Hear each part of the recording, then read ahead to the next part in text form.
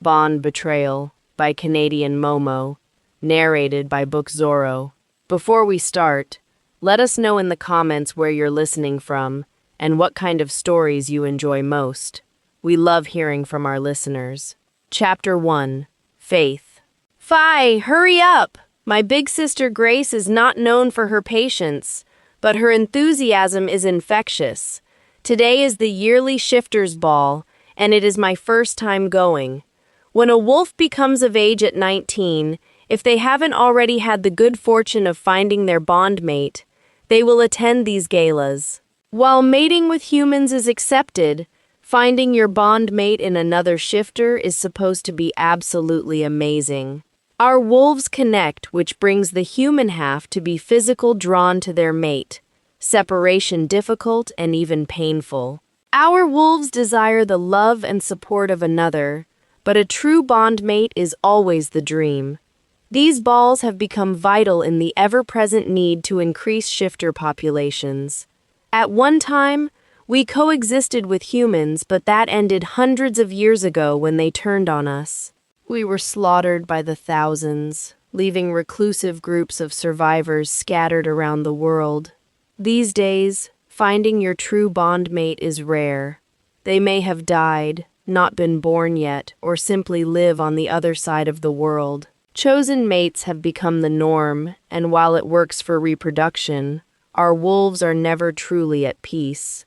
Their hearts will always remain open to the one true love they belong with, the one chosen for them by the moon goddess herself.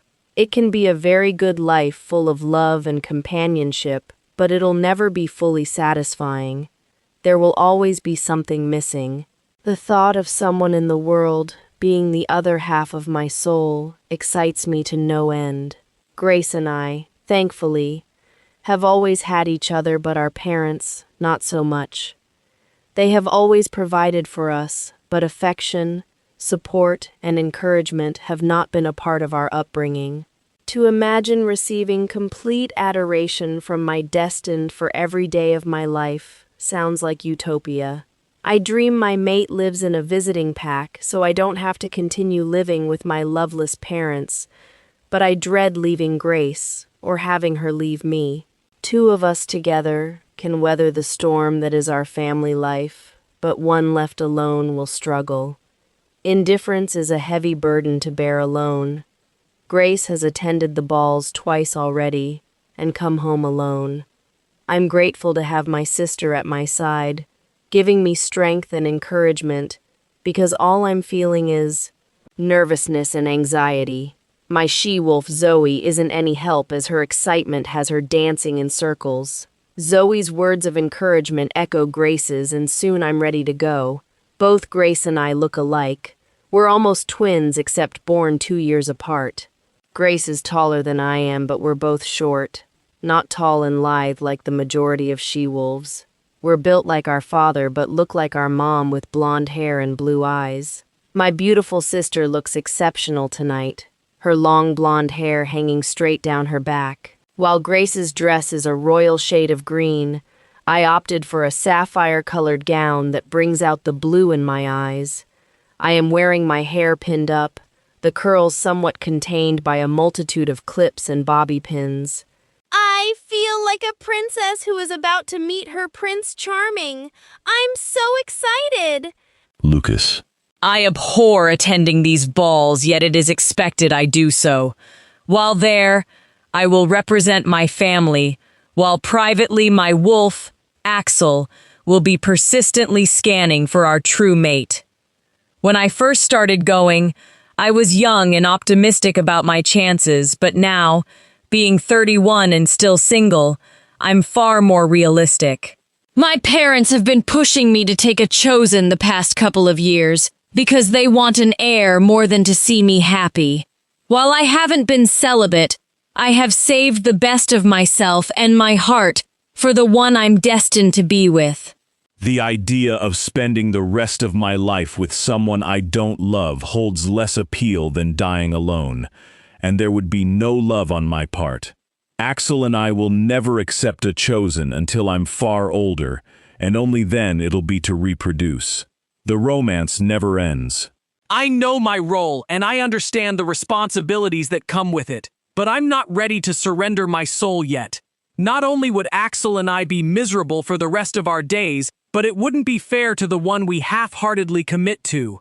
I highly doubt a young she-wolf's dreams and aspirations include being a breeder in a loveless relationship. My parents are going to have to just keep on waiting. Chapter 2. Faith. Grace and I are among a group of 10 who came to the ball, leaving home to stay in the pack house of this year's host. Even as shifters are still filing in, bond matings are being made as the different packs merge. Grace and I make it to our room, still single, where we unpack our few essentials and begin to prepare for the ball. I've never been away from home, so being on another pack's land is both exciting and intimidating. The same alpha and pack hosting tonight's ball are the same pack who have a zero tolerance for trespassers, killing them on sight. Being here as a guest, I still feel a degree of hostility from various other shifters, all of us allies and enemies at the same time. Grace and I help one another with our makeup and with a final check, leave our room and head for the party hall. The other shifters we see are all dressed in their finest, men in tuxedos and ladies in gowns of every color. Grace and I eagerly join the crowd filing into the room, our fingers crossed and hoping for the best. Once inside, we stay close together. Neither of us are brave enough to venture out on our own. We make our way to the punch table and each take a glass, trying to calm our nerves. Our wolves are frantically sniffing the air, desperately seeking the scent of our other half, but there is nothing. A short while later, there is a murmur in the crowd as the doors open and a large entourage enter. Excitement is in the air as the Alpha King enters the room, surrounded by security. Everyone knows who he is, and that he has been looking for his queen for many years, leaving many young girls like me dreaming of being his partner. I'm disappointed briefly when Zoe doesn't respond to the king, more for the loss of a childhood fantasy than actual heartbreak. The man is very good-looking, but that is where my interest ends, since he isn't the one I'm looking for. Grace and I make small talk with other hopefuls, impressed at the number of shifters who are waiting for their bondmate. Some have been coming to these balls for years, to no avail, whereas others like me are just starting the journey. They share stories with us of successful pairings, which fuels my optimism that if not this year, someday my dreams will come true. My bondmate will love me unconditionally as I am and encourage me in my efforts. I want to take university classes and get my teaching degree, so I'm able to help my pack's pups with their education. My mate will help me achieve these goals, and I'll support him in whatever way he needs me to. Be it as his cheerleader or biggest defender, my mate and I will be precisely what the other needs. Our wolves will rejoice, and our future will be bright. That doesn't seem like too much to ask for. Lucas. I make my rounds, being cordial to everyone I speak with. Making small talk at these sorts of events is something I hate doing and find very tedious, but it also comes with my job. I shake hands with those who need it and compliment the ones who warrant it. I spend little time with anyone beyond introducing myself and confirming they're not the one I'm looking for. On the surface, I hope I look confident and relaxed, doing what is expected of me, while the whole time everyone in the room knows I am still alone and looking. While there are dozens of beautiful she-wolves in the room, I don't look at any of them for long. These are she-wolves longing for the same thing I am, a forever, and I'm not going to take that away from them for a quick fling. A young she-wolf catches my eye, her innocence evident in her face. I haven't seen her before, so it's likely her first year, which would explain the optimism and hope I see in her eyes. I wonder how many years of going home alone it took for that glimmer to leave my eyes. I approach her, and when she sees me, she instantly curtsies to me. I nod in recognition and give her a small smile that I hope relaxes her somewhat. "Good evening, Your Majesty," she says as she greets me, completely disregarding protocol about speaking first.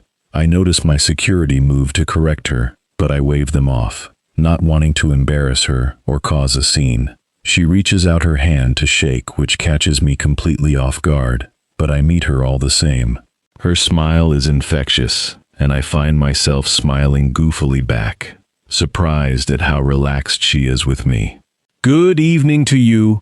I am Lucas Connolly, and you are? I don't add the Alpha King part. She already knows that, and it always sounds like bragging. Axel hates it when I do this, as he is insistent that everyone should address us in a certain manner. Honestly, as long as they don't try to stab me, I'm not too worried about it. I know who I am, and as long as you're respectful, we are going to get along just fine. My name is Faith Murphy, Your Majesty. This is my first year, she tells me, her excitement apparent. Her eyes scan the room before resting back on my face, as if ensuring she doesn't miss her mate walking by. Her enthusiasm is adorable, and I remember feeling something akin once, but that dissipated a long time ago. We chat briefly about civilities before I'm encouraged by my staff to move on. Well, good luck, Miss Murphy. I hope you find what you're looking for, I tell her in an attempt to be polite. I'm surprised to find I'm disappointed she isn't my mate, as her charm is enchanting and leaves me wanting to know more. You too, sir, she says in parting. I go on to someone else in my never-ending cycle of socializing, but my mind never drifts far from Faith. Her youth and enthusiasm was very appealing to Axel and I, and while I would enjoy getting to know her better, we'd never be more than friends. Chapter 3. Faith. As I slowly make my way through the crowd, my wolf becomes increasingly agitated. As I try to figure out what is bothering her, the scent of waffles floats through the air, delicious and beckoning.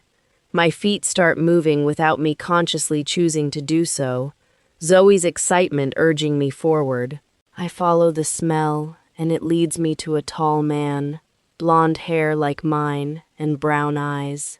He is looking at me as excitedly as I am at him, both of us thrilled to be meeting our bond mate. Hello, my mate. My name is Alpha Thompson of the Blood Moon Pack, he says as he introduces himself to me.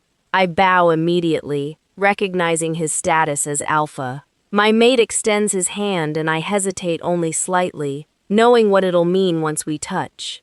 Apprehensive but excited all the same, I take his hand in mine and instantly Zoe begins to howl, her joy at finding our mate overwhelming her. We smile broadly at one another, feeling the connection of the bond. Alpha Thompson takes me to the side of the dance floor as I introduce myself. We chat rapidly, anxious to get to know one another as fast as possible. I learn that he became Alpha at 19 and is 22 now. He has been coming to the balls since then and was obviously never successful. He briefly tells me about his pack so I know what to expect when I return with him. He doesn't ask me if those are my intentions or if I'm okay with going with him, but I overlook these inconsiderate acts with excitement instead. His enthusiasm at meeting me is contagious, and I'm grateful to find my mate the first time I attend the ball. I know many shifters attend for years and are never successful, so our meeting now is clearly meant to be. Take the evening to say goodbye to your friend's Faith. We'll be heading home first thing in the morning, he says, before giving me a light kiss on my cheek. He leaves me standing there. Astounded, he finds it so easy to leave my side. I'm instantly feeling his absence, like a large rubber band that holds us together and is being stretched to its limit the further away he gets. It pinches, it squeezes, and it hurts, making Zoe and I eager to return to his side. Where did your mate go, Fi? I didn't hear my sister approach, so focused were Zoe and I on him leaving. With a confused look on my face, I explained to her that he left me for the evening to say goodbye, and that we'd be leaving in the morning. He is clearly a strong alpha to withstand being away from you, and he is kindly giving you the time to settle things before you leave. I don't know Fi, he sounds like a good guy to me. I'd love to find myself a strong alpha who is able to put aside his own discomfort so I can have these last hours with my family, Grace says, reminding me of how lucky I am. I didn't look at it from her perspective, taking his willing absence as lack of interest. With some more helpful words, Grace gets me to appreciate what Alpha Thompson is doing for me, which increases my respect for him. He is clearly a strong alpha and mate, putting me first. Grace joins me as I return to our room, both of us eager for the quiet after the cacophony of the ball. Neither of us speaks as we walk, well aware that our time together will soon come to an end. Grace is my big sister, but she is also my best friend and closest confidant. Grace knows things about me that no one else knows, and I trust her completely with my very life. There is nothing I wouldn't do for my sister, but leaving my family to go with my mate is expected. I won't miss my parents all that much. Grace and I have never been more than an annoyance to them, and knowing she'll be going back alone breaks my heart. The two of us together were able to bear the storm that is our family, but now she'll be facing it all alone. As excited as I am also just as sad, my brain and my heart not agreeing. Boo-hoo, you're nervous, Phi, which is totally understandable. He is a stranger to you, but that is only right now. He is your mate. Our moon goddess selected the two of you to be together, so trust in her guidance, Grace sobs, hugging me tightly as we say our goodbyes in private. The few hours we have left together we spend hugging, crying, and sharing tales to make the other smile. Our hearts are breaking to be taken from the other, while excited for my future. Lucas. I make my rounds and stay an appropriate amount of time before making my exit. As expected, I'm going home alone and my frustration is overwhelming. Every alpha needs a Luna, and every king needs a queen, and after all these years of looking, I'm no further ahead. When I first started going, Axel and I were confident that our search would be short. Given my role, I travel to all of the packs under my reign regularly, which means I meet a lot of shifters. Surely, wherever she was, it was just a matter of visiting the right pack. Yet year after year of worthless balls, and mile after mile of exhausting travel, I'm still repeating the same actions in the hopes of a different outcome.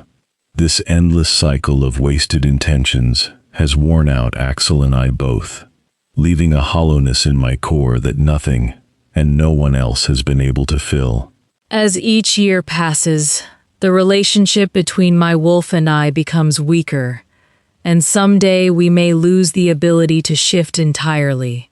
While Axel wants our bondmate and no one else, after 12 years of disappointment, I've been thinking more about taking a chosen mate. While I risk losing Axel entirely, my obligation to provide an heir goes beyond my personal concerns. I have a commitment to the shifters who live in my territory to ensure a safe and consistent future, and part of that is the continuation of my lineage.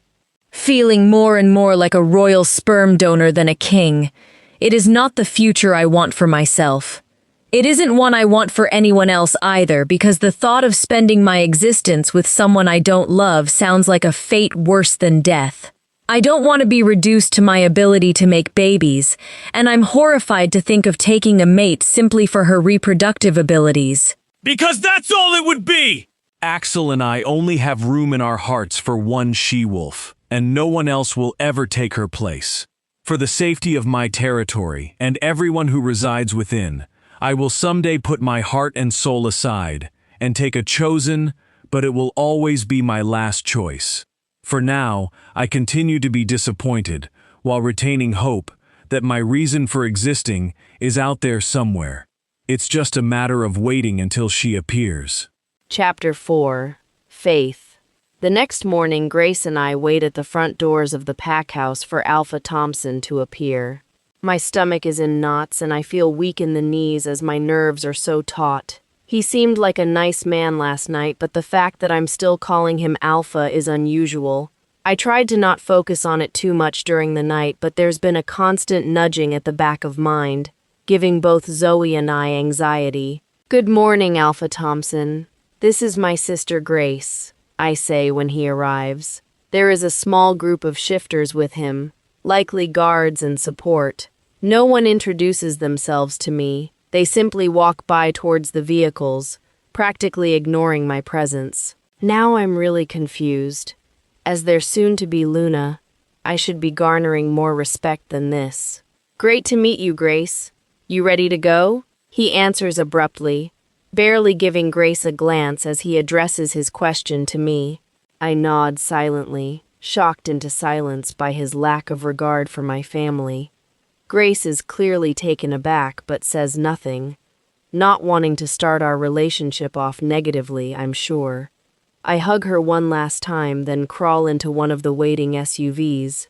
Alpha Thompson crawls in behind me while 2 additional shifters get in front. There are 4 cars in total traveling with us, and while I know this is my new pack, I feel like an unwanted outsider. The hostility is evident despite being silent, and I know I'm not supposed to be here. "Your wolf makes mine so much stronger. It is a true benefit for me to have found you," Alpha Thompson says with a smile. His eagerness encourages me to smile back, in spite of my misgivings. "You're going to have your own suite of rooms to enjoy. There is even a balcony. It's really beautiful, but if you want to change anything, that's no problem," he continues, leaving me even more confused. Why am I getting my own room? I expected we would be sharing, as that is the norm, but he is clearly making the effort to move at my speed. Instead of being off-put, I should be grateful to have such a considerate partner. My own room while we court is going to be perfect, as it takes away some of the pressure to be intimate. We have a great cook, so you're always going to be well fed, and our movie selection is extensive, he adds. Now I'm at a loss. What do I care about a movie collection? The more Alpha Thompson speaks, the less I understand. The drive continues for a few more hours, with Alpha Thompson filling me in more on the pack and what I should expect. At no point does he mention my Luna ceremony, where he'll take me as his, or when my Luna training will begin. I know it is an extensive job that requires a huge commitment, and I don't intend to give anything less than my best. I'm sure once I'm officially Alpha Thompson's Luna, the acceptance will follow. Right now I'm a stranger to them, so they don't know what to expect either. I just need to be patient. We finally arrive on Blood Moon Packland, greeted by a patrol of unsmiling shifters. The drive continues for a few more minutes before we reach the pack house. It is a freestanding structure that resembles a high-rise building laying on its side. It is long and single-story except for the main part of the building, which clearly has additional floors above. I follow Alpha Thompson into the pack house, where he doesn't introduce me to anyone. He continues up a flight of stairs to the second floor, where he leads me down a hallway to the end. He opens a door and guides me into a lovely bedroom decorated in cozy pillows and layered rugs. There is a small, attached bath and closet for me to unpack into. "This is very nice, Alpha Thompson, thank you," I tell him honestly. The room is very warm and inviting, with a small sitting area off to the side with a small television. While not overly large, it is more than adequate and better than anything I'm used to. "No worries. My room is directly above, so your she-wolf will always be nearby." Again, benefiting my wolf.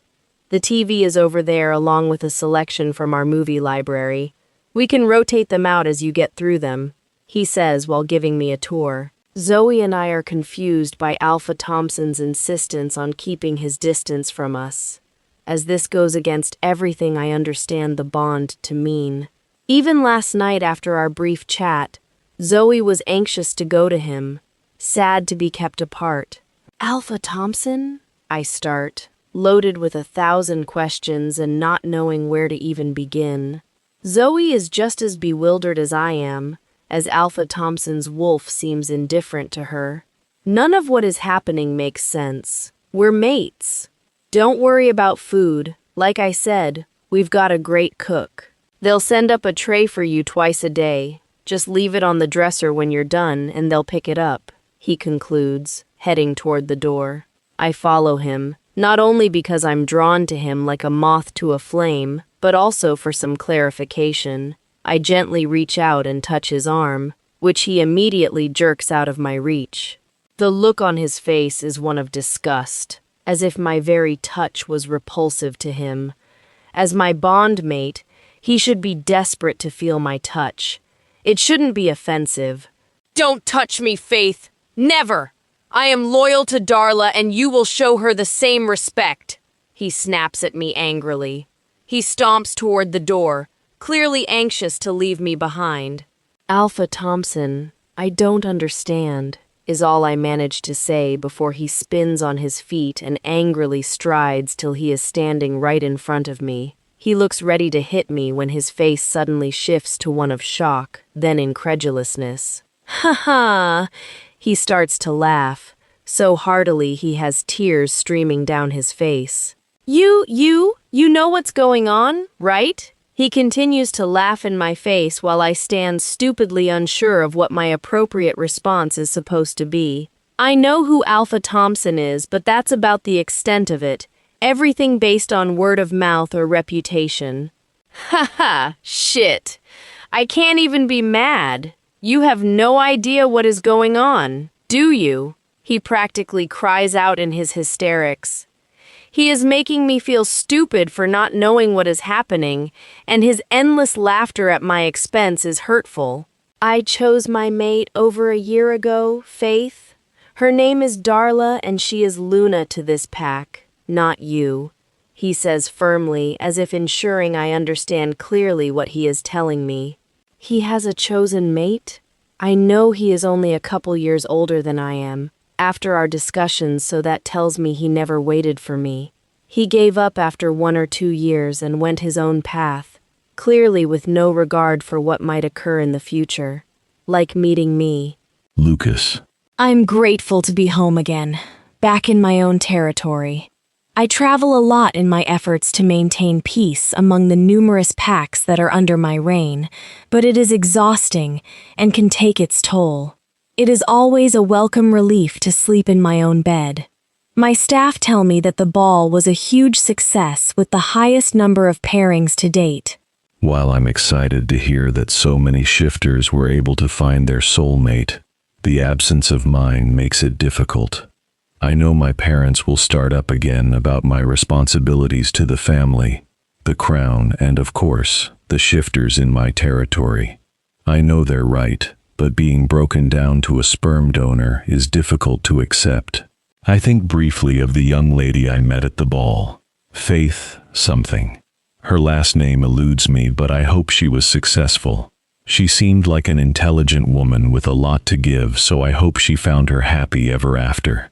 Even Axel liked her, and he doesn't like anyone. Chapter 5. Faith. The first couple of days I remain in denial that this is my new life. I am locked in my room 24 hours a day. I am never allowed out. After the first time we endure Alpha Thompson being intimate with another, Zoe has gone silent. I am fed twice a day, otherwise I have no interaction with anyone outside my door. I have been effectively locked away, soon to be forgotten. I feel like I'm trapped in a cage, a gilded cage, but one with locks all the same. While on the surface I have everything I need, each day stretches longer than the one before. The people in the movies I have on are the only voices I hear most days. Alpha Thompson has been by once since I arrived, but that was to fool himself into thinking I'm happy with how things have happened.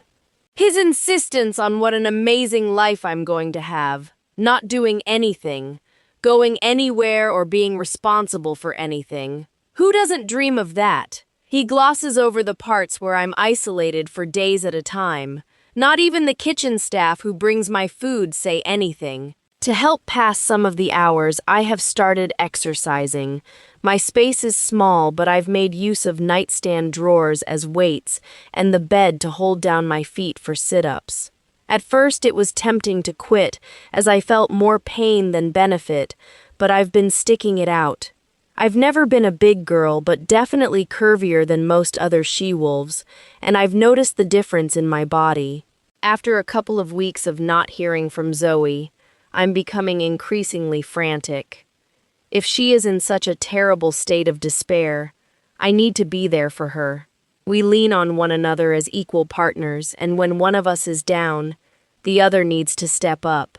I reach out to her dozens of times and get no response, not even a murmur. I continue to try for days and weeks while having no success. Zoe remains silent, almost absent, as if she was never truly real. The hollowness in my soul left behind by her absence is very real, and each day that passes without her seems that much longer. Without Zoe's help, the scratch from shaving is slow to heal, and I have multitudes of blisters on my face and groin area from Alpha Thompson's affection for Luna Darla. They are physically together often, their relationship and affection for one another clearly strong. Every time she touches him, I feel the burn of bond betrayal like a hot poker. The blisters are the least of it.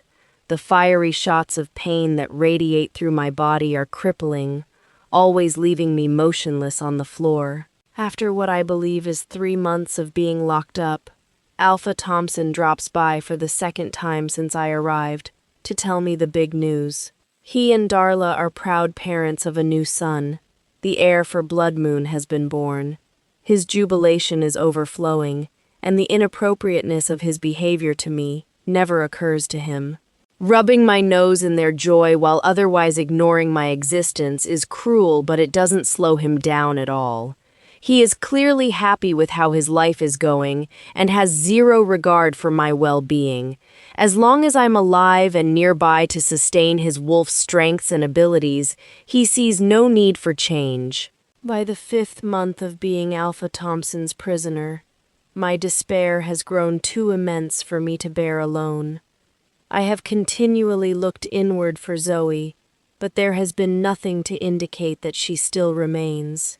I am emotionally gutted, feeling the loss of my wolf in every cell of my being. Lucas, things returned to normal after the ball, with demanding alphas and petulant lunas all vying for my time. It is literally a full-time job keeping up with their nonsense, and the amount of time I waste on worthless concerns is staggering. Normal pack interactions would be transfers of shifters, dealing with property disputes and other bureaucratic nightmares, but instead I am greeted with situation after situation featuring nothing but hurt egos and immature attitudes.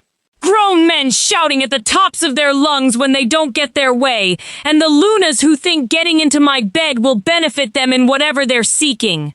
It is completely exhausting, and if I were being 100% truthful, a waste of time. 99% of the crap they bring me should never have gone beyond the pack level, let alone all the way to me.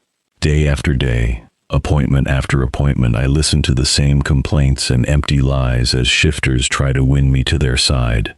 I am not moved by emotion, finding it far easier to cope daily by keeping myself at a distance. While keeping everyone at a distance saves my sanity, it makes daily existence lonely. I am extremely fortunate to have Noah at my back as my beta, and we are professional together, not just buddies. There are a lot of lives in my hands, and I need to know I can rely on my beta, regardless of the circumstances. Noah has never let me down, and I'm grateful every day for his contributions. There is a limit to what even Noah can do for me, and until the day I find or choose a mate, there will be a void in my life. I know Axel is increasingly frustrated at our lack of success and is taking it out on everyone around us. I have become more agitated, short-tempered and exasperated with nonsense and other trivialities, and while I know what the cure is, it is completely out of my control. I need my other half, my Luna and Queen, to share the joys of running a kingdom together and weather the lows. Another birthday is approaching soon, and I know it'll renew my parents' insistent arguing about finally choosing a mate, a concept I've always been opposed to, but am slowly starting to realize may be my only option. Chapter 6. Faith. I have been locked up for 6 full months now. My 20th birthday has come and gone, completely unnoticed and uncelebrated. I received a card from Grace. Otherwise, it was simply another day in my endless stream of days. I write Grace often but lie, refusing to cause her upset and worry. Grace has enough to live with dealing with our parents on her own, and besides, there is nothing she can do to help me. On the surface, I'm sure my existence is appealing to some people, being kept isolated with no forced interactions or trips. I don't cook for myself, and yet I'm well fed, and I have been given a small collection of clothes to wear. I don't do chores beyond my own room, and truthfully, my biggest responsibility is being alive. It sounds like an ideal life for some, and at first it didn't really bother me much. Of course, at first I was in denial that this was what Alpha Thompson intended for me, but with endless hours, days, and weeks to think and ponder, I have to admit that he knew what he wanted from the minute we met. His heart was already committed to another, so why he even bothered to attend is beyond me, but the trap was set nonetheless. He achieved his ultimate desire, a chosen mate whom he loves and shares his life with, and in the background, his bondmate providing him with strength and wellness. A selfish and corrupt alpha couldn't want for more. He and his partner celebrate life together daily while I'm left, mostly forgotten. I'm not even a secondary thought, more of a necessary inconvenience. His wife has never been by to see me, and I'm grateful for that. While I'm hesitant to dislike her without knowing her, I do have a resentment toward the person who helped ruin my fated destiny. When they first got together, they knew they were making a conscious choice to leave their bondmates behind. While that alone is bad enough, keeping me as a power source is the ultimate act of selfishness. As long as I'm alive, I'm a benefit to Alpha Thompson and his wolf. Whether my mind is intact or not doesn't matter. He'll still reap his rewards. Living my solitary existence is bad enough, but not having Zoe around to communicate with only compounds my angst. She has yet to speak to me, maintaining her silence since we arrived. Her heart must be terribly hurt for her to detach so dramatically, but I would have thought that by now she would have started to come around. As much as I was devastated to learn of the future Alpha Thompson had planned for me, the hurt didn't take long to transfer into anger. I am an item, an object, and nothing more. My humanity was stripped from me the minute I was locked in here. The betrayal to our bond substantial, and with time my outrage has only grown. It sustains me through the endless days of talk shows and police dramas, hours spent listening to the birds in the encircling forest that I'm not allowed to go to, and when my body screams for me to stop and rest. I push through, preparing for a war that will never come. That night I eat my venison stew while watching a game show. The food has always been good and fresh, with homemade buns and stews, and I've never gone hungry. I finish the stew with the bun, having already eaten the tossed salad. There is a pre-wrapped pastry for dessert and tea to drink. I sit back in my chair to digest before eating the dessert when a thought suddenly occurred to me. Zoe disappeared right after we arrived and were locked up, which is also the same time I started eating the food they serve me. Would they poison me? What would be the benefit? Then, with a loud groan, I'm racing to the bathroom, the vomit rising out of me rapidly, leaving me breathless. Once my stomach pauses, I rest my forehead on the cool seat.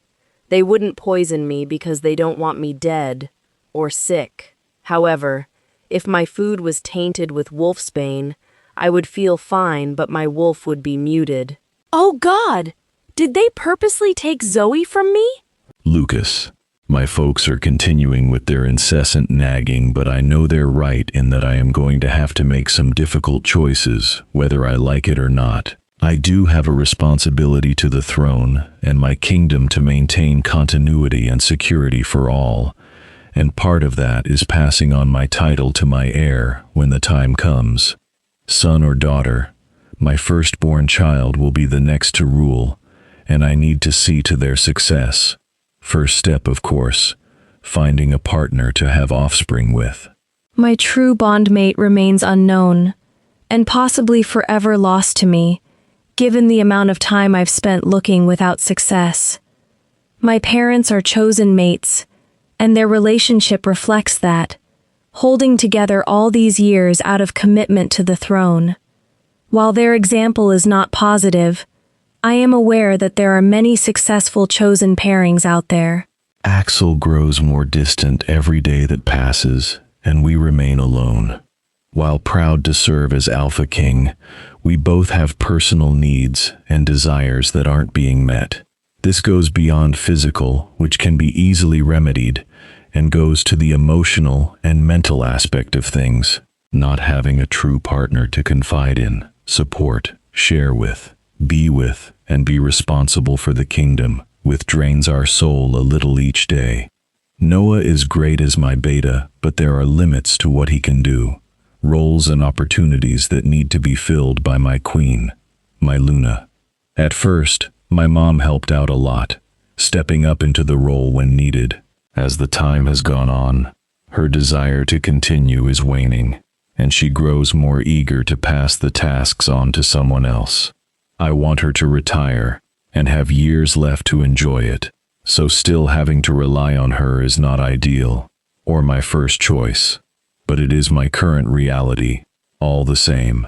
I have met dozens, if not hundreds, of she-wolves in my time as Alpha King, and many would have made wonderful mates, but I've never truly looked at them in that way. If they aren't my true bond mate, there will be no tomorrow with me, and nothing long-term. I've always been clear about that the few times I've sought physical intimacy with another, never looking for romance or love, simply release. With my parents urging me to be more proactive in the search, I agree to keep my eyes open during my next pack tour. If I meet a she-wolf that I truly believe will make a good queen, and she passes Axel's high standards, I am open to taking future steps with her. While her lineage is important to some degree, my biggest concern is whether I'll be able to love her.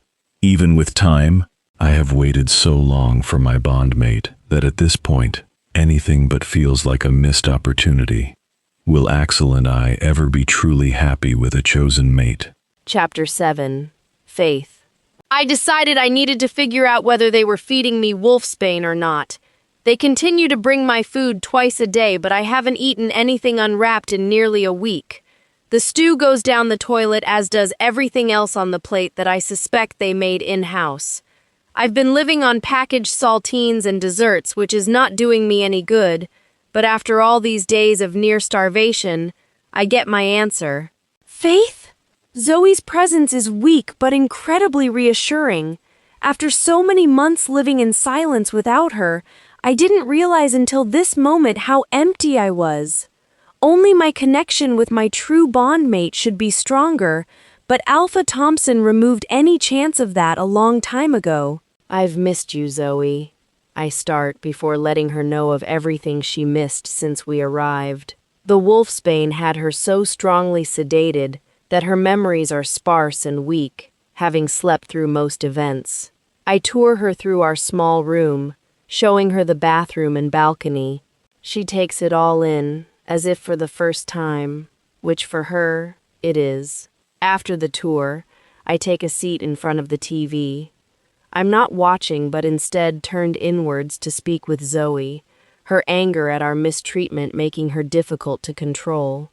While our wolves don't speak out loud, their intelligence is reflected in the dialogues we share together. I'm giving Zoe the time she needs to vent and express her outrage, waiting quietly until she settles down. She roars and howls, stomps her feet and stretches her claws, unable to physically release her despair. We need to leave, she says after taking some time. She then goes on to explain to me what she thinks we should do and how we need to prepare for it. The first priority is ensuring Alpha Thompson and Blood Moon don't know I have my wolf back.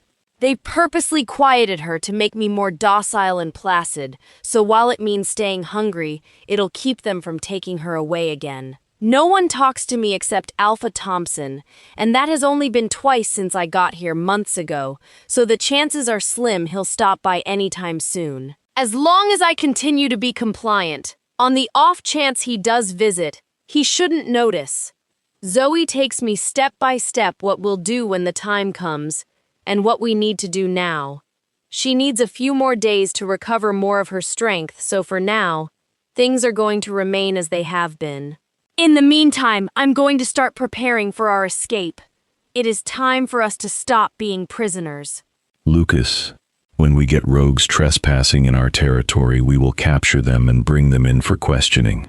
Most alphas kill rogues on sight, but I've always had a different philosophy. While some wolves are rogues for legitimate reasons, such as crimes against the pack or mate, others have been ousted for standing up for themselves, protecting another, or for breaking some arbitrary rule that only exists in their pack. When I visit the packs, I see the best of everyone and everything. All of the negatives are hidden away. Every pack has its secrets, and for some, the secrets prove too burdensome and they run. We take them as prisoners in order to question them.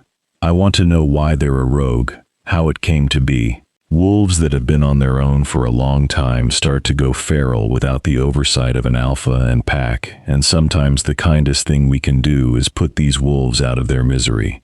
They become vicious and violent, unable to communicate or rationalize anything beyond their next intention.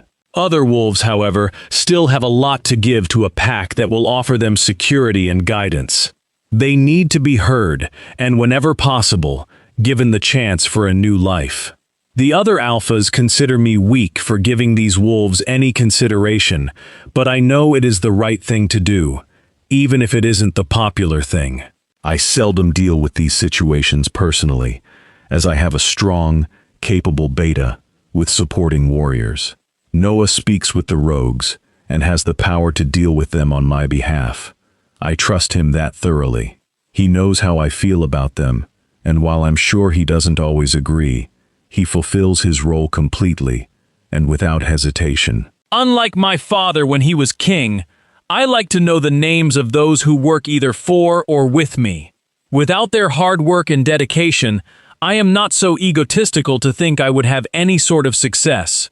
They keep me informed, on task, safe and secure. I am only able to do my job as well as I do because of them.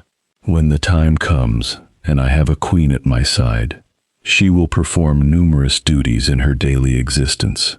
She will have a beta of her own to aid her in her tasks, as well as her own support staff. Security will surround her 24 hours a day, ensuring she is always safe from harm. We will work together to ensure the happiness of everyone in our kingdom, as well as their safety. I especially look forward to having someone to travel with, as the hours can grow long and silent. True bondmate or chosen, the time is coming for me to make my choice. I need to put the well-being of the kingdom and its residents ahead of my own wants and desires, and think of the long term. If my true bondmate is out there, our time to find one another is running out. Chapter 8. Faith. I've continued with the diet plan for over a week now, and thankfully the hunger pains have stopped. I know it's temporary and not a good sign, but is an unfortunate side effect of what we're planning. No one here has any idea I have Zoe back, and I've made sure to leave nothing on my plate. Alpha Thompson has no reason to think anything has changed, and that is precisely how we need it to be. With Zoe's voice whispering constantly in my head, I've been using the time wisely. I have continued with some of the exercises, mostly for Zoe's benefit. My own energy is waning from the lack of nutrition, but we knew that was going to happen. The other task I've been focused on is opening the bathroom window. It is shuttered closed, likely to keep me from seeing the nearby low roof that I managed to make out peeking through as best I could. The balcony seemed like an obvious first choice, but the fall is enough to give me pause. If I got down and hurt myself to where I was unable to run, I would be caught easily and probably punished. The hostile plants make the possibility of hurting myself far more likely, so after a lot of thought, we discarded that idea. Taking the handle of my toothbrush, I physically chew the handle end in an attempt to make it narrower. This takes a couple of days and my jaw is aching, but I finally managed to make it the size I needed. With some effort, I slide the slimmer end into the knuckle on the shutter hinge. While holding the toothbrush in place, I use the back of my hairbrush as a makeshift hammer. It takes several attempts and misses before I see any sort of positive result when I notice that the pin is slowly sliding up. With no other options, I use my fingers to physically pull the pin further up, making slow progress. My fingers are screaming from the abuse, and my hand is bleeding in 2 spots from wrapping my knuckles. With no other way to monitor the passage of time, it takes me 5 game shows and 1 talk show to get the pin all of the way out. By the time I'm done, I want to cry from the pain I've given myself. When I hold the pin in my hand, however, I'm filled with excitement instead of sorrow. Everything else Zoe and I have planned requires getting this shutter open, which will allow me access to the window behind. I'm forced to wait on tackling the second hinge for another day as my fingers and hand are too sore to continue right now. Zoe does her best to help these minor injuries heal as we're both determined to make it out of this room. To help with healing, I sleep more than I would otherwise, the rest being beneficial. Only a couple of days later and I'm back at it again, this time attempting to remove the second hinge holding the shutter to the window. Once it's gone, the entire shutter should swing to the one side as it's locked in the middle. In my head, it is going to go exactly as Zoe and I have planned. I just need to stay patient. Knowing that freedom can be so close gives me hope, something I haven't felt since I first arrived. This time the pin moves easier and it takes me less time to get it removed. My hands are in no better condition, but the deed is done, and the shutter is ready to be moved. I lift it slightly to get a better look at the view beyond while not announcing to the world that it is now open, should anyone be watching. Outside the window is a rounded roof, likely a turret or garden room. By crawling out of the window and accessing that roof, I've cut my risk of a dangerous fall in half.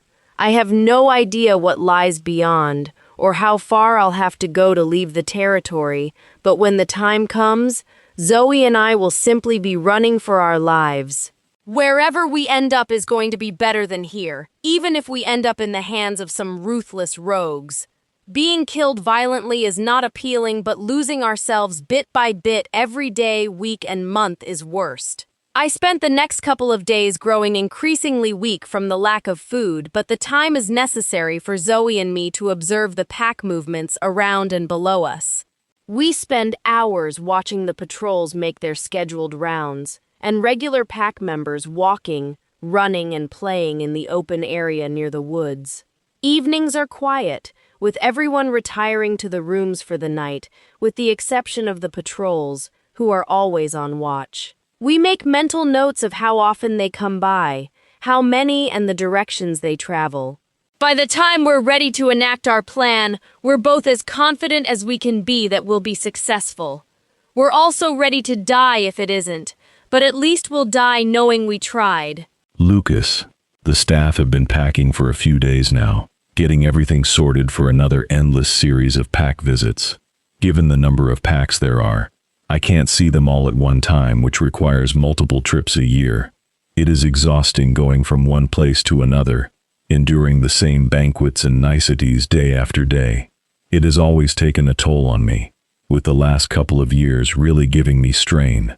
Axel's patience and social attitude has never been strong, but his persistent loneliness has only made him worse. He is short-tempered all of the time, snapping at shifters who don't deserve it. Being aware of his increasingly bad attitude doesn't mean I can change it or fix what is causing it. Axel has been waiting a long time for our true bond mate, and he is willing to continue waiting. Every time I start thinking about a chosen mate, he throws a fit, either giving me the silent treatment or raging for hours. He is starting to lose vision of our place within the kingdom, his personal disappointments overflowing. even if he resents the idea. A chosen mate will bring an end to some of his antics and concerns, especially once the pups start to arrive. He will slowly grow to accept our life, even if it means we're both left somewhat incomplete. Chapter 9. Faith. Under the still of the dark night, Zoe and I silently creep out of the open bathroom window. I have to stand on the toilet to reach, and I'm anything but graceful climbing out. But after some awkward maneuvers, we're successful. I lay low on the roof to survey my surroundings, looking to ensure I won't cross paths with anyone. After several long minutes, the expected patrol circles around before continuing on their way. As long as no one is out for a late stroll, I should have nearly 9 minutes before the next patrol is by. I scoot to the edge of the roof and lower myself to the ground. I take another quick look around before darting to the edge of the woods, several meters away. I see no one and remain unseen as I take refuge in the darkness of the trees.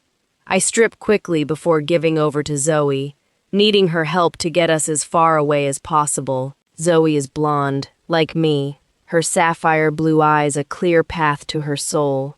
She isn't large, but she's fast, and with my clothes clenched tightly in her mouth, she races as fast as her legs will let her. She is literally running for her life and mine, the alternatives being unthinkable. The trees zip by like green blurs, and I'm grateful she's able to see better than I. In the distance, we hear the voices of the patrol, but they don't seem alarmed or agitated, simply bored as they continue to walk. She leaves them behind, stopping for nothing, crawling over fallen trees and leaping over creeks. After some time, Zoe is able to smell and determine that we have safely left Alpha Thompson's territory. Our relief is immediate but short-lived, as we're now in rogue territory, where everyone can be a dangerous threat. Zoe moves swiftly but as quietly as possible, seeking someplace we can rest. She continues for a longer time before we come across a small meadow, nestled in the trees. On one edge is a small grove of overgrown bushes and overhanging shrubs. Zoe creeps in as far as she can, out of the immediate reach of anyone trying to grab us. We're not a fighter, so staying unseen is our safest bet, but anytime we try to sleep, we'll be vulnerable. She does a quick check to reassure us both that there are no strange or threatening scents in the area, before her eyes start to flutter shut. The extra drain I've been on Zoe due to my weakening health from hunger has to be taking its toll. I know she wants to stay awake and on guard, but her body needs the downtime to recover. I promise her to stay awake while she rests, which seems to comfort her enough to finally sleep. I watch and listen without the benefit of her abilities, but thankfully sense no one. Night slowly turns into day with a smattering of pink and orange across the sky. The days with a poor diet has taken its toll on me, my physical weakness amplified greatly. Zoe is doing an exceptional job at keeping us on our feet and moving forward. Without her, I would have already been lost. After a good rest, Zoe awakens, feeling ravenous. It has been so long since we've been able to trust what we eat, that simple hunting and foraging is both fulfilling and nourishing. She catches a small rabbit that she manages in just a few bites, and we follow that up with some berries.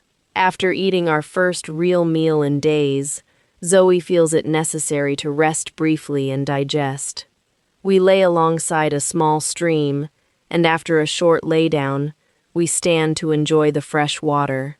It is while Zoe's head is down and she is lapping that we first catch a scent on the wind. She freezes immediately, recognizing that the odor belongs to wolves, Blood Moon Pack wolves. Likely warriors on the search for me, as I'm sure my absence has been noticed. With her nose, we are able to discern at least 3 wolves approaching, stalking steadily through the trees. We don't wait another second, turning fast and running. We can't stand up against 3 wolves, let alone 3 warriors, so our safest choice is to try and put as much distance between us as possible. They're already in rogue territory, having left their packlands miles ago. I'm surprised they're being so persistent, risking unclaimed territory and the troubles that come with it. I wouldn't have thought I was so important. Zoe races at her top speed, knowing our very lives are on the line. Within minutes, the thundering sound of many paws comes towards us through the shadows of the woods. I know they're getting closer, easily outpacing our smaller steps. Despite her very best effort, all too soon we're knocked to the ground as a paw takes her legs out from under her. Zoe responds quickly, jumping back to her feet, snarling and holding her ground. She is making a true spectacle of herself, gnashing her teeth and narrowing her eyes angrily. In any other circumstance, she may have had a chance, but when the first wolf leaps at us, punching Zoe's head and knocking us to the ground. Immediately there are stars floating in the darkness and shooting pain ricocheting through her body. The wolves waste no time or pity on me, their teeth ripping at Zoe's battered body, lifting and tossing us like we're a rag doll. Throughout the attack, Zoe continues to roar her outrage, but as we're thrown into a tree before collapsing on the ground, she begins to whimper. I whisper words of reassurance to her, wishing I could alleviate some of her physical pain. She is suffering for both of us, and after picking up my slack for so many days, she doesn't have much left to give. The largest of the warrior wolves moves towards us, his mouth open as he prepares to end us. A few moments of his mouth wrapped around Zoe's throat will put a stop on our race to freedom, but it is also an end to the never-ending existence I was enduring. He puts his mouth on us as I tell Zoe I love her and that I'm sorry her time has been so short. I feel her love fill me at the same time her heart rate drops, her breathing shuddered. As her eyelids drift close, I see the paws of more approaching wolves. My senses are failing, so I don't know if they're from Blood Moon or rogues, but either way, it doesn't matter. With a final whimper and sigh, Zoe closes her eyes and leaves us both in the dark forever. Lucas, excuse me, Your Majesty, but I have something I need to speak to you about. My beta Noah says as he knocks on my office door. I welcome him in, always happy to see him. It's just us, Noah. You can use my name, I tease him. This is an ongoing source of amusement for me, reminding him that yes, I am the Alpha King, but also true is that I'm Luke, his friend. My dad hates that I'm friends with my beta, believing we should be above such relationships with the people who work for us. I have argued with him for years about this, especially after watching him keep long-term friends at a distance after receiving the crown. His entire existence changed. He became an elitist, not willing to accept anything less than the best and demanding respect from everyone under him. He was not a good king, as his priorities were always personal and selfish, usually at the cost of the shifters in our territory. While I understand the need for professional distance, at no time did it ever occur to me to remove the most important people from my life.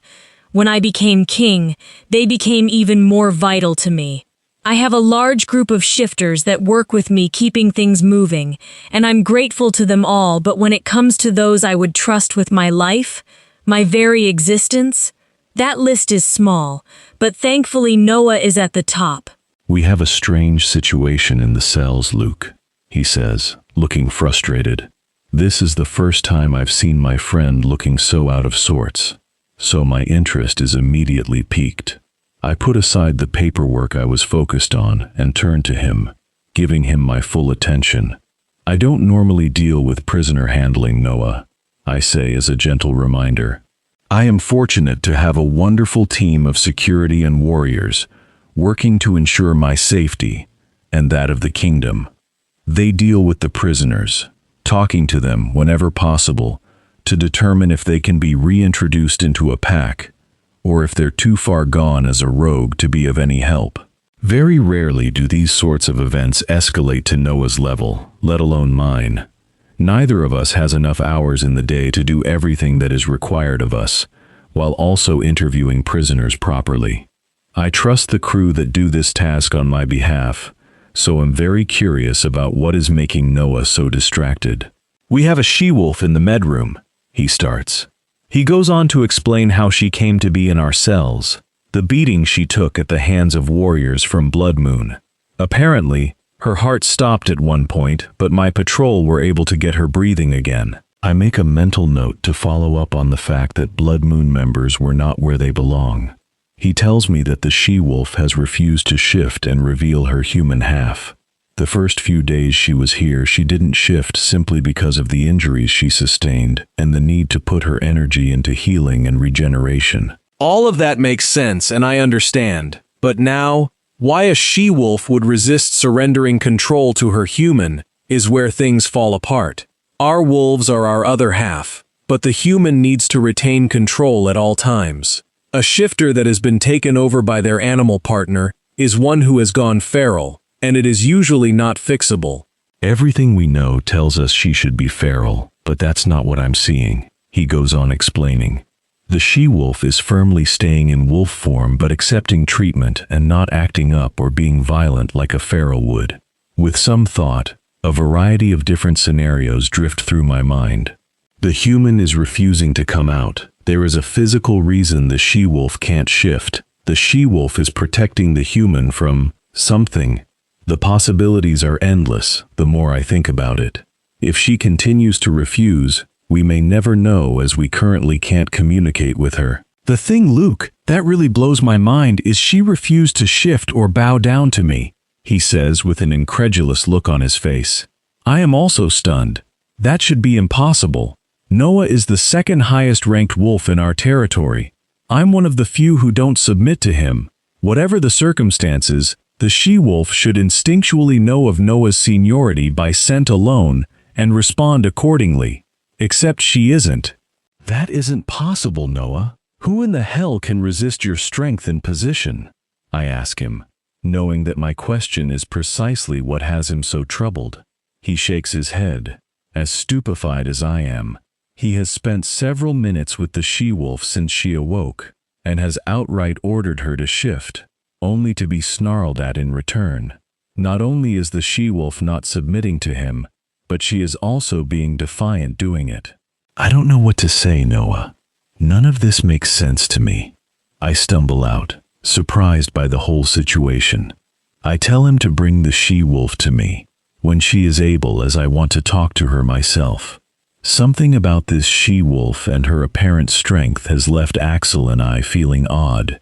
This is definitely a mystery I look forward to solving.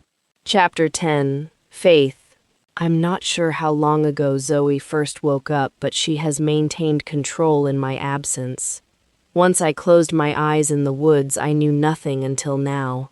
Looking through Zoe's eyes, I know we're in a medical ward somewhere. She is hooked up to an IV as well as some other tubes, but doesn't seem alarmed. I can feel where pain is still causing her grief, mostly through her ribs. A quick visual assessment shows numerous healing cuts and abrasions, all a result of the beating we took. She hasn't focused on healing herself because she has been maintaining me the entire time. Her protectiveness is keeping us in her form, as she refuses to surrender control to me. Her unwillingness to step back reflects what she has endured and her fury about it. Alpha Thompson lost Zoe's confidence the moment he locked us in that room, and she has never forgiven him. Wherever we are, she remains unsure and therefore in charge. I don't have the energy or desire to fight her on this. My near-starvation diet the past few weeks taking its toll. I know I'm far from well, but I do feel better than I did before we were attacked. It is likely from one of the tubes feeding into Zoe's body. Much-needed nutrition flooding our systems. Even with the medical help, it is going to take Zoe some time to fully recover, and me, likely even longer. She is doing her best by me to not only keep me safe, but keep me healthy, so I'm fine letting her take the lead. For the most part, Zoe lays on her belly on the bed, her eyes towards the door. A nurse comes in to make some notes and take some readings, which Zoe doesn't enjoy but tolerates. The nurse completes her tasks, then leaves the room, not saying a word.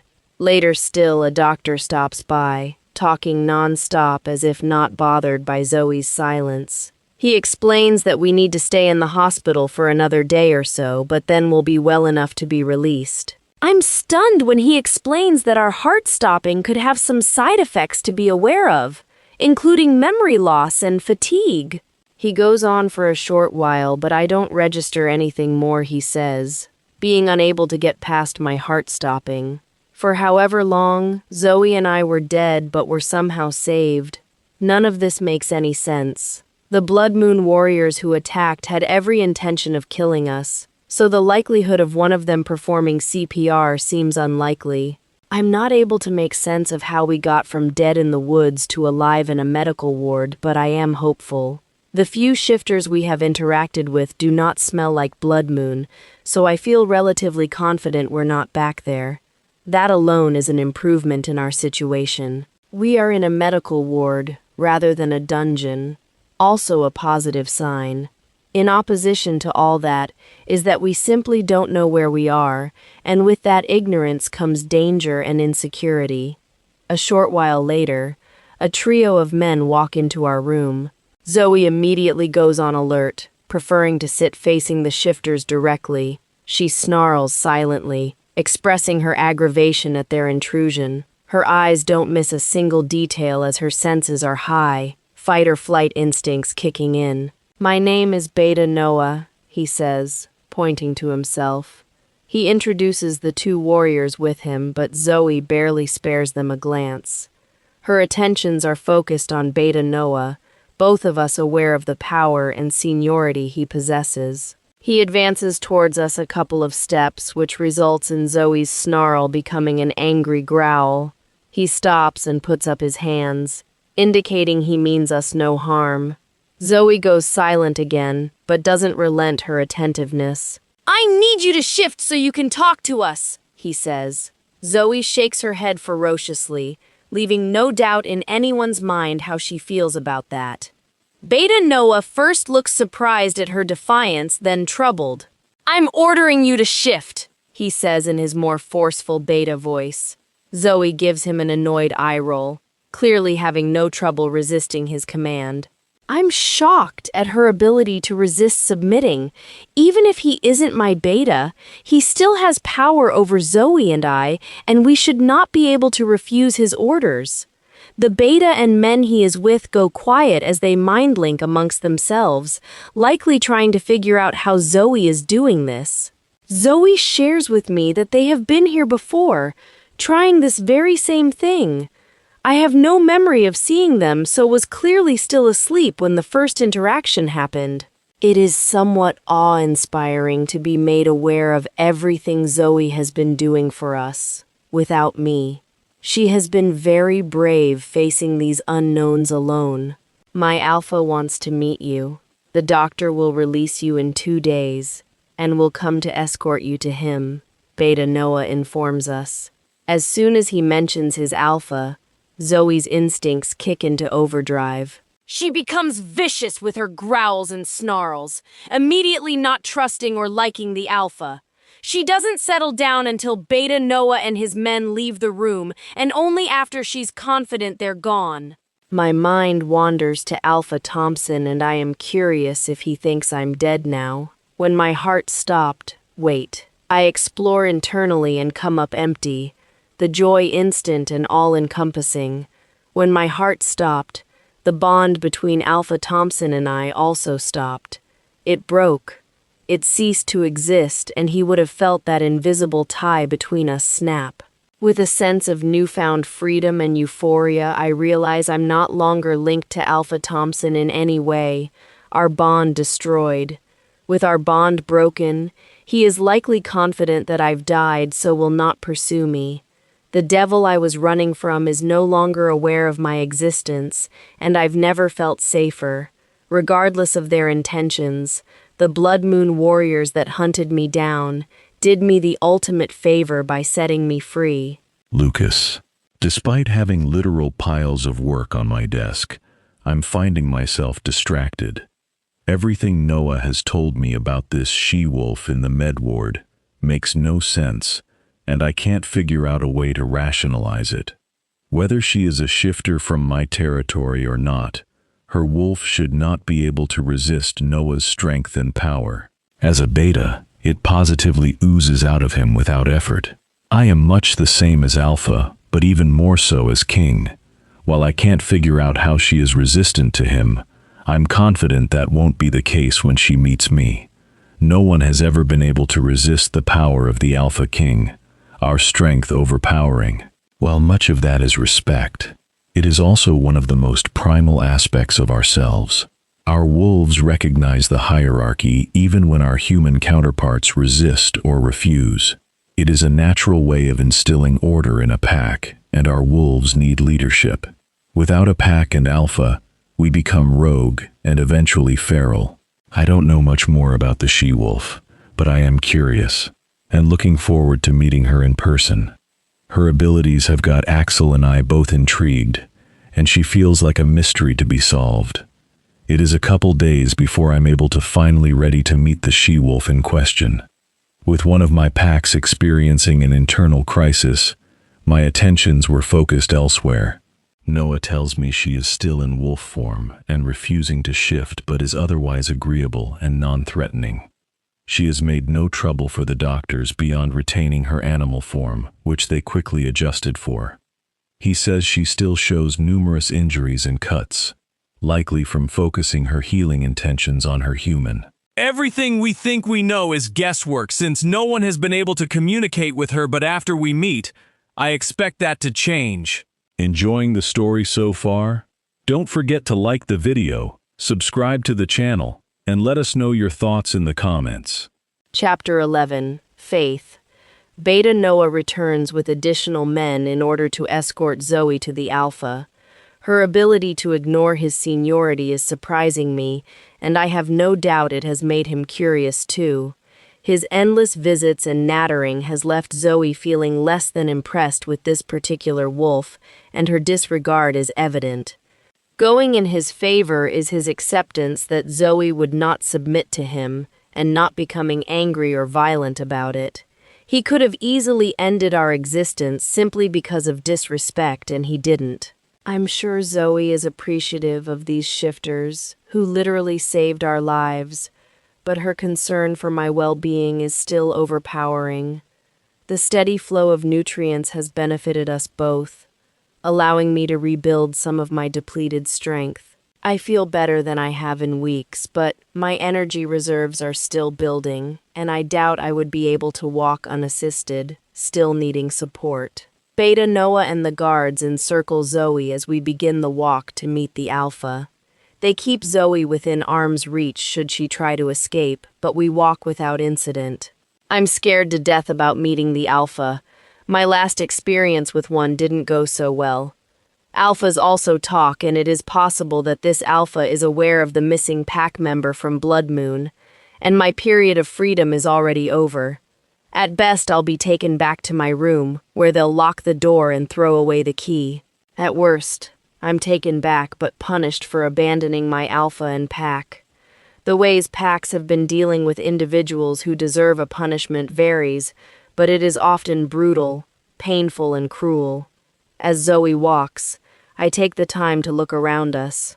We are not in a pack house, but instead some sort of castle with stone walls and floors, large chandeliers, and high-end furniture. The place is stunning and huge, the ceilings meters overhead. I try to not be taken in by the beauty I see because I know the harshness it often conceals is just below. I thought Blood Moon looked nice too, until it wasn't. After walking for several minutes through hallway after hallway, I'm thoroughly lost when we finally approach a pair of large, heavy-looking wooden doors. The doors are easily 10 or 12 feet tall that give no hint or clue to what lays behind them. Zoe sits down and waits patiently, visibly unharried and calm despite what I'm experiencing inside. Zoe knows I'm afraid and anxious, which only motivates her more to stay in charge. Until she is confident in my well-being, she will continue to resist me, and for now, I'm not strong enough to fight her. Beta Noah knocks on the door before entering, opening the doors so our group can enter still in formation. It is clear they are not fully confident in Zoe's cooperation, so they stay close. We enter the room, and the minute Zoe's eyes meet those of the man sitting behind the desk, we know. I feel the pulling of the invisible string, linking me to him. I can smell how delicious his aroma is. Strawberries. Our mate bond snaps into place between us, and suddenly the distance we're apart disconcerting. Our gaze hasn't broken as the man continues to sit, clearly in shock to be meeting his mate. Bow to your king, you filthy rogue! One of the guards snarls at Zoe before grabbing her behind the ears and physically pushing her onto the ground. Resistance is pointless as he is far stronger than us, but Zoe growls at him all the same. Her outrage at being manhandled so roughly has her snapping at his hands, anxious to inflict pain of her own. When she connects and grabs two of his fingers, she bites ferociously, nearly tearing them off his hand. The man howls in surprise and then anger. He focuses his attention on Zoe, eager to discipline her. He swings his leg, kicking her in the side and knocking her to the ground. She's winded and is slow to get up, especially with our many injuries still needing healing. Zoe gets up and turns to face the fight, prepared to kill or be killed. As she takes her first step, a bone-rattling growl shakes the walls of the room, causing the beta and guards to freeze in place. They immediately bow their heads and take a step back as a voice booms. "Touch her again and I will kill you where you stand," the man behind the desk firmly states. He gets up, his size overshadowing even the warriors standing guard. Zoe gets up onto one leg, trying to drag the rest of her body upright. I can feel the new pain, but it is more infuriating to Zoe, her outrage at being treated so poorly evident. Zoe's eyes follow the man as he approaches us slowly, eventually crouching down in front of us. Zoe doesn't growl or snarl, but neither does she stand down, not trusting automatically simply because of the bond. I wasn't the only one who suffered during our imprisonment at Blood Moon, and Zoe is not quick to forget. The other men in the room don't make a sound or move a muscle, likely afraid of antagonizing their alpha further. My name is Lucas Connolly, and you are safe with me.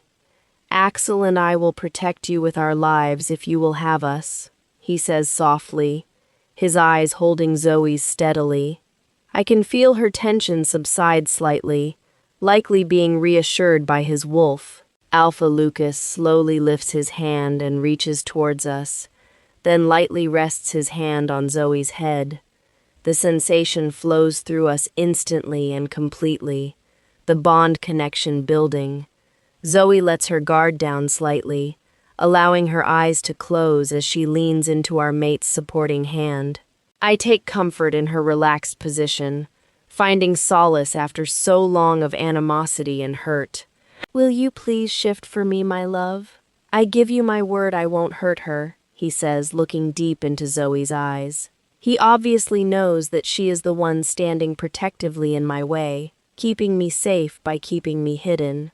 Zoe maintains his gaze while considering his request, before sparing a glance at the other men in the room. Knowing I wouldn't be comfortable naked in front of a room full of strangers, she continues to keep me safe. Alpha Lucas gets her message and dismisses the men, all who leave immediately and silently. In order to help with privacy, Alpha Lucas takes his blazer off and drapes it over Zoe's form, ensuring discretion. With a final look at him, Zoe steps back and allows me to push forward. For the first time in what seems like years, I retake my human form, the shift being difficult and painful. I'm leaning up on one arm that is rapidly running out of strength. I look into Alpha Lucas's eyes as he sees me for the first time, a soft smile on his face. Exhausted from the exertion and activities of the recent days, the blackness starts to encroach on my vision. My eyelids are heavy, as if there are small weights attached to them, dragging them closed. I'm vaguely aware of my arm giving way, but I never hit the floor, my head and shoulders caught in the arms of my mate. In a move faster than the blink of an eye, he lifts me completely in his embrace, adjusting the jacket to ensure my privacy. For the first time in as long as I can remember, I am able to relax entirely, my whole being needing to rest. Alpha Lucas carries me to a bedroom and lays me down on the bed before wrapping me securely in the comforter. Once I'm settled, he sits down on the side of the bed, his hand lightly holding mine. I'm too tired to open my eyes, but I manage a small squeeze of his hand, giving reassurance while seeking it at the same time. As the exhaustion takes over, I concede to the small spark of joy lighting itself inside of me, and with a sigh, Lucas. The moment I first met her wolf's eyes, I knew and I remembered. She was at the ball once. We spoke briefly, but all of the ways the bond has been described to me has never been accurate enough. The feelings beyond anything I've ever experienced before. It was like we were together in another time or place, and the reconnection was immediate. The she-wolf's glare quickly turned gentle but tentative, as if she wanted to trust Axel and I, but held herself back. I can't wait to find out why this distrust is so prevalent for her, and punishing those who caused it. When the guard put his hands on her, Axel instantly saw red, and it took all of my control to keep him from killing the man. He wanted her to bow to me. Little did he know that she is the one being on this planet who doesn't have to submit to me. She is my queen, my Luna, my partner, and my equal, if she'll have me. The pack doctor answers my summons, checking her out much to Axel's irritation. He clears her, but says she needs more time to heal, and just as important is the need to take in some nutrition, which will help with healing while reclaiming her health. After he leaves, I take the hours of quiet to look at my beautiful mate, my heart swelling endlessly with affection for her. Her long blonde hair is limp from lack of care, and what I can see of her body is covered in healing cuts, gashes, and bruises.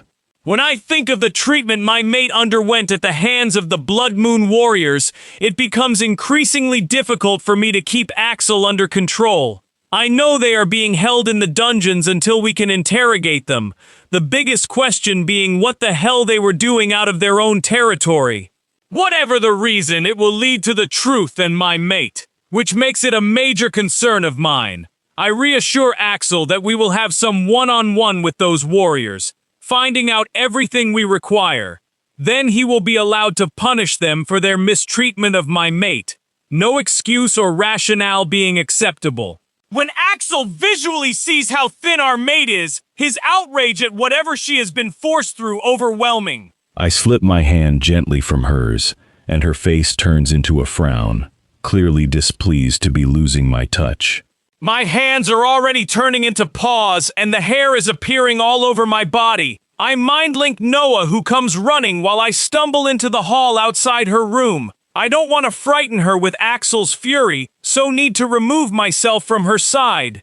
Noah appears and forcibly guides me into the room down the hall. There is nothing special about this room beyond its distance from my mates, so knowing she shouldn't be disturbed, I let Axel go. Noah slips back out of the room, not wanting to be within reach during the outburst. Axel forcibly takes over, his rage blinding him from reason, causing him to lash out at everything in his immediate reach. He finally collapses, exhausted from his exertions and emotional turmoil. The room has been destroyed, claw marks scarring the wallpaper and drywall, the mirrors smashed and pillows shredded. Even the bathroom wasn't spared, the glass shower now in pieces all over the floor. Once he has calmed down enough to concede back to me, I head to my room for a cold shower. I mind-link the kitchen and have them bring some trays up to her room, where I'll eat while waiting for her to awaken. By the time I'm back at her side, her hand in mine, there are dollies of food being brought in. I don't know what her favorite foods are, so I have them bring some of everything they could think of, while remaining cognizant of her need to eat soft foods and work her way back to normal. I leave the food untouched while I wait for my love to open her eyes. Her breathing is regular and even, undisturbed by dreams. Just being near her has a calming effect on Axel and me, our heart rate slowing to match hers. All of the stress of living alone, always searching, always seeking, and ultimately failing, disappearing with every beat of our hearts. My eyes never leave her, waiting anxiously for her eyes to open and again look at me. Her blue eyes looked into mine so briefly before she collapsed that it was only a tease, a temptation and desire long wanted before disappearing as quickly. Whether it takes hours, days, or weeks, we will wait at her side until she opens her eyes. I have so many questions, while at the same time I'm simply desperate for her to return to full health, that I'll do whatever she needs me to do. I just pray to the moon goddess that doesn't include letting her go. Chapter 12. Faith. When I open my eyes, I know it is daytime, due to the glow coming through from behind the closed drapes. The room is dimly lit, with only a lamp on my side of the bed turned on, and the crackling fireplace providing illumination. It is difficult to fully examine the room I'm in, but I can tell that it is extremely large, with the shadows of doorways likely leading to a bathroom or closet. I can make out a balcony that is currently closed against the light, and I'm in a large, incredibly comfortable bed. My arms are laying on top of a fluffy comforter with one of my hands intertwined with those of Alpha Lucas, my mate. He is sitting awkwardly in an uncomfortable-looking chair, his arms and head resting on my bed. He is snoring lightly, somehow managing to stay upright while asleep. I take advantage of his moment of vulnerability, visually absorbing every aspect of him. He is tall, that much is obvious from our first meeting. He has jet black hair that is cut short, likely to tame the mass of loose curls tousled on his head. Unable to resist, I reach out with my free hand and gently touch his hair, reveling in the soft as silk texture running through my fingers. His face has rough growth on it, giving an edge to an otherwise gentle face. Alpha Lucas adjusts his body slightly. Even in sleep, the bond connection sparks between us.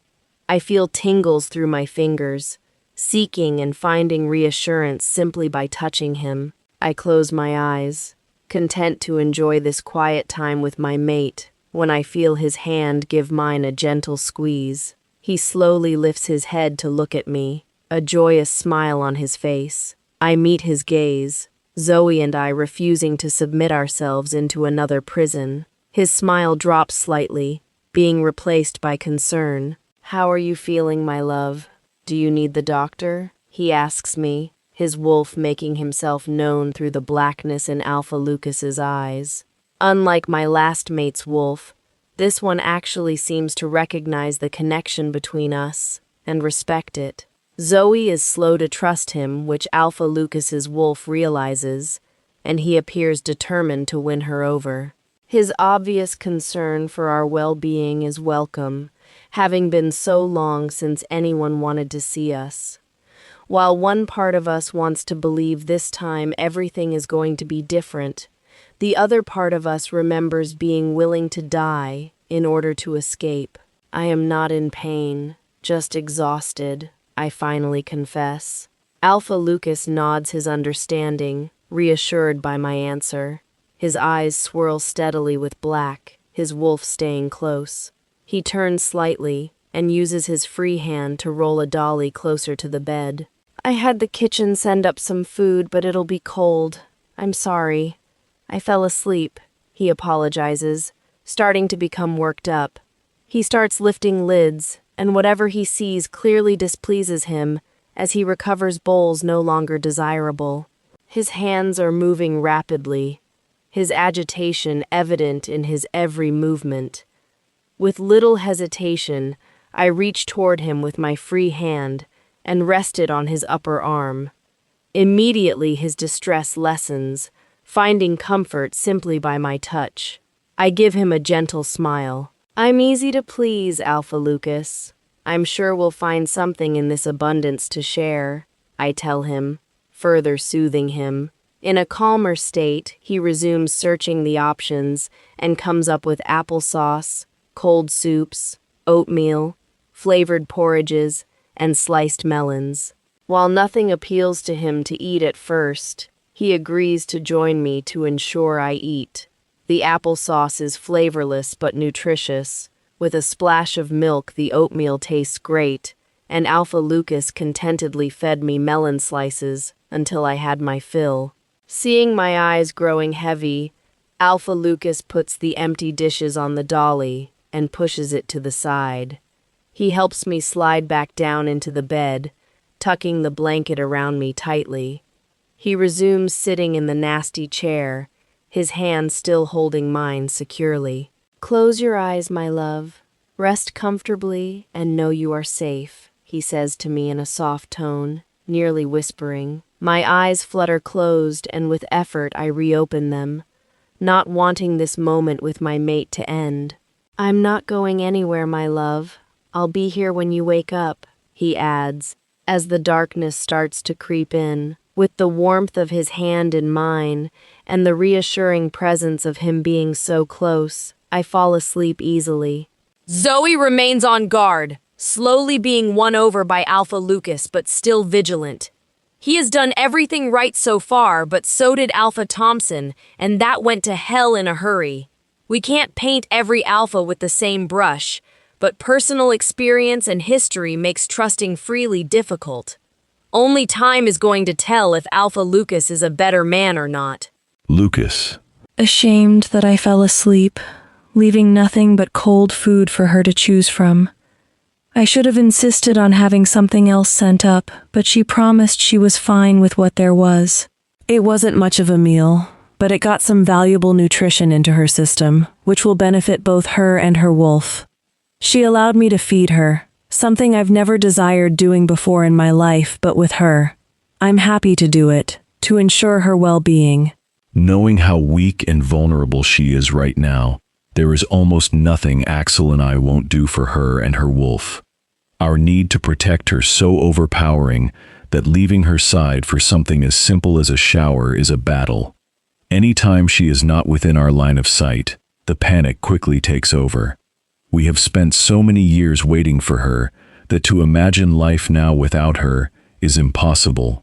I don't even remember her name, and she is already my entire reason for existing, far above my loyalty and commitment to everyone in my kingdom. I would die for the shifter sin my realm, but when it comes to my mate, I'll also kill for her. I am an Alpha King who has ruled with tolerance and understanding, but there will be none of that for anyone who cruelly crosses my mate's path. There will be no trial, only punishment from Axel for anyone who causes her pain. We will deal with the warriors who chased her down well out of their own territory, finding out why they pursued her for so long. It is unlikely that an alpha would waste resources on a random member of his pack, if they are simply a runaway or someone choosing another life. For them to follow her for such a distance, they had clear orders to be doing so. Why would a senior pack member be so desperate to recover this one she-wolf that they'd be willing to risk conflict with another pack when the warriors trespass in their pursuit? Clearly, she was running desperately, willing to risk death were she captured. What was she running from that such a perilous journey would be worth attempting? Axel begins to growl, already feeling rage toward an unknown perpetrator. When we learn who forced our mate into such a dangerous circumstance, there will be repercussions. Chapter 13. Faith. I sleep well, dreamless and peaceful. I awaken slowly, taking a moment to remember where I am. My eyes stop on the smiling face of my mate, Alpha Lucas. It is obvious he has had another restless night by my side, as his hair is disheveled and there are bags appearing under his eyes. I've sent down for some food. I imagine you and your wolf are hungry, he asks with sincerity, apparently genuinely concerned for me. It is so surprising to see this large man, clearly capable of extreme violence if needed, be so gentle. He adjusts his position on the bed, moving slightly closer. He helps me get comfortable in a seated position while we wait for the food to arrive. Are you up to talk some? I thought we could start simple. What is your name, love? His wolf is evident in his eyes and posture, strength and power emanating from him in waves. Faith Murphy, I tell him, and the smile on his face grows even more expansive. He repeats my name softly, as if tasting it on his tongue. Faith, that is a beautiful name, he says, taking my hand in his. He tells me that he immediately recognized my face, but my name had been elusive. He is about to ask me something else when the knock at the door indicates that our food is ready. I am very hungry, finally starting to feel somewhat normal. Between Zoe's help, the rest and food, I'm starting to feel strengthened, albeit slightly. Laying in bed doesn't help muscles rebuild, and after losing everything I built up exercising, I'm anxious to get mobile again. Zoe's strength has not fully recovered, but her energetic behavior whenever Alpha Lucas is near tells me she is feeling better too. We spend the next few minutes getting the food uncovered and onto plates. Alpha Lucas serves and prepares a plate for me that is heaping with foods I can tolerate, mostly mashed potatoes, boiled veggies, and some shredded chicken. I know there is no hope of me eating all of it, but Alpha Lucas's need to take care of me is endearing. His wolf remains prevalent, always present though silent. Alpha Lucas feeds me before looking after himself, ensuring I get a mix of the different foods. I eat as much as I'm able before giving him a grateful smile. I lean back against the headboard, encouraging my stomach to digest while enjoying this one-on-one time with my mate. We chat about favorite foods and other easy topics while we eat, simply getting to know one another. Once Alpha Lucas has his share of the food, he returns his attention to me so we can continue our conversation. He asks me about my family, and I answer honestly, telling him about Grace and how much I miss her, and about my parents, who I don't. He tells me about his family and the estrangement between him and his father. He asks about my childhood, which makes me miss Grace even more. As I think back on all of the times, we only had one another to lean on. Our parents always provided what we needed, but that didn't include affection. Being away from them does not cause me any grief, but not having Grace in my life is something that pains me every day. I have a question for you, Faith.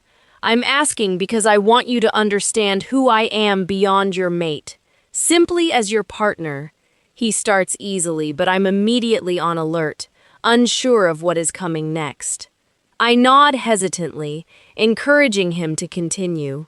Why do you always refer to me as Alpha Lucas? I am an alpha, but I want to be clear on this, Faith. If you're willing, you will be my partner, my equal. While I am Alpha King to every other being in our territory, to you I am your soulmate. You don't bow to me, you don't submit to me. You instead will work with me to ensure the well-being and success of all of the shifters under our reign, he tells me, the words taking a moment to sink in. He has already said more words to me than Alpha Thompson ever did, and the words are of equality, support, and eternity. You're Alpha King? I ask when that sinks in. Not only is my mate an alpha, but he is the ultimate alpha, in charge of the entire kingdom. The room I'm in now makes more sense. The stone walls and floors, the arched windows and heavily framed portraits. We are surely in a castle, the only home worthy of a man like Alpha King Lucas. When I realize how far Zoe ran to save our lives, I'm proud of her and the tremendous effort she put out. Yes, I am. I'm sorry, love. I obviously wasn't clear when we first met, he says as he apologizes. I reassure him quickly that the misunderstanding is not a deal breaker, and the relief is evident in his face. He goes on to explain that if I stay with him, I will become Luna Queen, co-ruler of our shifter kingdom. He wisely gives me a few minutes to contemplate that news, at first overwhelmed by the responsibilities that will surely come with the role. Growing up, our Alpha and Luna were constantly dealing with pack issues, disagreements, and other kinds of nonsense. The workload at this level must be even more intimidating. Zoe reassures me that we're more than competent to handle the tasks. Reassurance from Alpha Lucas's wolf making her feel confident and supported. It is pretty obvious to me how she is hoping things end up. Lucas, we talk for a while more about what being Luna Queen would mean, and I answer all of her questions. I'm impressed by her intelligence and eagerness to learn more, knowing that these attributes will help in her success. She comfortably holds my hand the entire time, both us and our wolves appreciating the contact. I want you to call me Lucas, Faith. I'll even answer to Luke, whichever you prefer, but please stop calling me Alpha. I told you that we are partners and equals, and I meant every word of that. There is only one shifter in the world who I consider my other half, my soulmate and my eternity. That's you, I say, nearly pleading. Every time she uses my title, it feels like an obstacle between us, something determined to keep us apart. She sits quietly for several minutes, her eyes boring into mine as she considers how to respond. She starts with a smile. Thank you, Lucas. I will work on that. You're the first Alpha I've known who didn't insist on using the title, so it is going to take some time to adjust to, she says, her smile broader. Knowing how pack hierarchies and politics are usually played out, I have no doubt that what she says is true. We talk more about first date topics like favorite colors and hobbies, until I see her eyes starting to grow heavy, the weariness evident. Axel immediately becomes her nursemaid and helps her lay down, ensuring her comfort. She continues to hold my hand in hers as her breathing regulates, telling me she is asleep. I feel so much closer to her now, having learned much from our conversation. She didn't reject me outright or the thought of becoming Luna Queen, so Axel and I are feeling hopeful that she will stay and be the mate we've waited so long for. Chapter 14. Faith. I continue to recover over the following days, slowly introducing regular foods as my system returns to normal. I haven't done any exercising yet, and Lucas promises me he'll train with me once I'm back to full strength. I'm excited at the thought of learning to fight, being able to contribute to the safety of our people. In the meantime, Lucas takes me on walks through the castle and gardens. My muscular strength rebuilds as we stroll hand in hand, chatting comfortably and easily. The time we spend together builds our bond, strengthening the connection between us. We share secrets and ambitions, fears and dreams, holding nothing back. Thus far, Lucas has not pushed to learn about why I was on the run. We have skirted the topic a few times, but I always change the conversation direction or topic. I'm terrified to tell Lucas that I turned my back on my original mate, disrespecting the bond. He has made it very clear how important the bond is to him, and how long he has been waiting to find me. Will he and Axel see past the bond betrayal and mate abandonment, or will it seal my fate? We're in the gardens and Lucas is pointing out the different roses that have been planted over the generations, holding my hand comfortably in his. I'm so distracted by my own thoughts that I miss the majority of what he says, not even noticing when he stops talking. When I finally realize he has stopped talking, he is looking at me with a smirk on his face. I think it's time for us to have that talk, he says casually. He pulls me gently with him and leads me to a bench sheltered within a gazebo. I follow his lead, taking a seat beside him. The silence lingers, but not uncomfortably, the sounds of birds filling the void. He waits patiently, not wanting to push me, but at the same time encouraging me to share. I take a deep breath, and with Zoe's words of support, I start at the beginning. I met my mate when I was 19. It was at the gala when you and I met. I start, and he pauses, surprised by my admitting a previous mate. He nods, then squeezes my hand gently, urging me to continue. As soon as I detected him, I smelled the most delightful aroma. I followed it and met with my mate in the center of the room, dumbfounded to have found him so easily. He was very polite and considerate, giving me a night to say goodbye to my family, I say with a shake of my head. Looking back, I'm so disappointed in myself for being so naive and trusting. I had heard of the happily ever after dream, and when mine was finally realized, I grabbed it with both hands. Lucas is not showing outward discomfort, but his eyes are swirling aggressively. Axel not far from the surface and not enjoying hearing about my mate. I was nervous but optimistic, reassured by the things he said to me during the trip to his pack. I believed his words, only learning later that there were many important facts he should have told me about and never did. I pause, taking a deep breath before continuing. Lucas hasn't moved, but his eyes reassure me that he is taking in every word. When we arrived at his land, I was taken to my own room. I was grateful he was willing to be patient with me, not pushing me into mating and marking right away. I soon learned why he wasn't in a hurry. He never intended for me to be his partner after all. He already had one, I practically whisper, remembering the heartache Zoe and I suffered when we finally understood our new reality. Lucas's brows are furrowed and he is clearly finding it difficult to believe. If he had a chosen mate, what did he want with you? Lucas's question is simple and straightforward, cutting to the chase. His voice has an edge to it, anger simmering.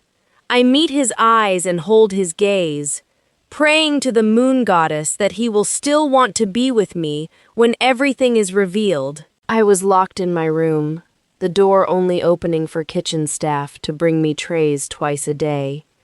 They never spoke to me, and my maid only visited me twice during my time there. I had a TV to pass the hours, but was otherwise left on my own.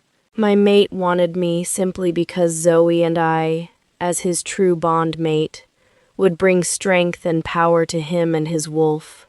Lucas's face doesn't reflect the emotions in his eyes, the rage literally radiating off of him. That would only be true if he were an alpha, he stumbles out, trying to make sense of my story.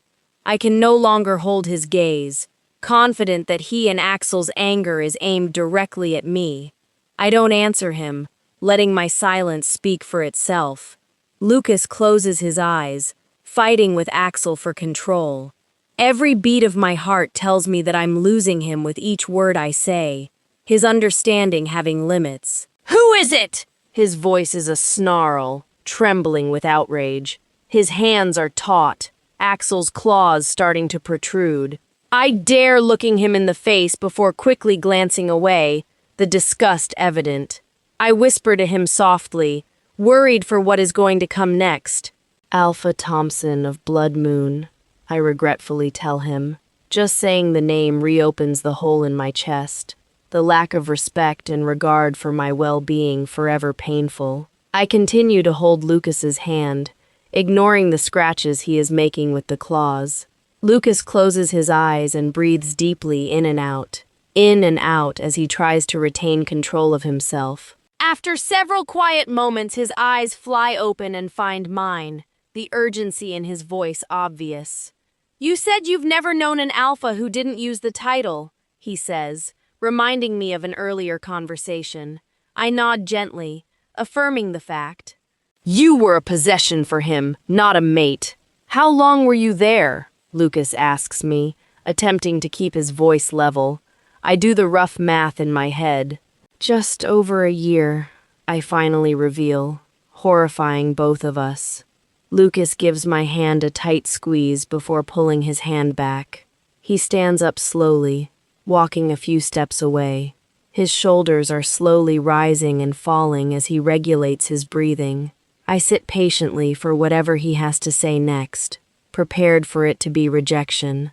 There are tears in my eyes and sliding down my cheeks as I wait, barely breathing. After several minutes, Lucas turns back to me. He stands and stares at me, likely in conversation with Axel as they decide what they want to do next. Zoe and I hope for the best, but fully expect the worst. Lucas. Axel is visibly shaking with fury over how badly our mate has been treated, being taken from home and family only to be forgotten. The thought of being locked up for so long makes Axel anxious, knowing there would be no shifting that entire time. How did your wolf handle imprisonment? I ask her, curious at how she was able to keep Zoe from becoming despondent. The betrayal of the bond would have been difficult for Faith, but catastrophic for her wolf. Faith takes a deep breath before continuing. It took me a long time to figure out they were tainting my food with wolfsbane, taking my wolf away from me for months, she tells me, anger and resentment starting to change her voice.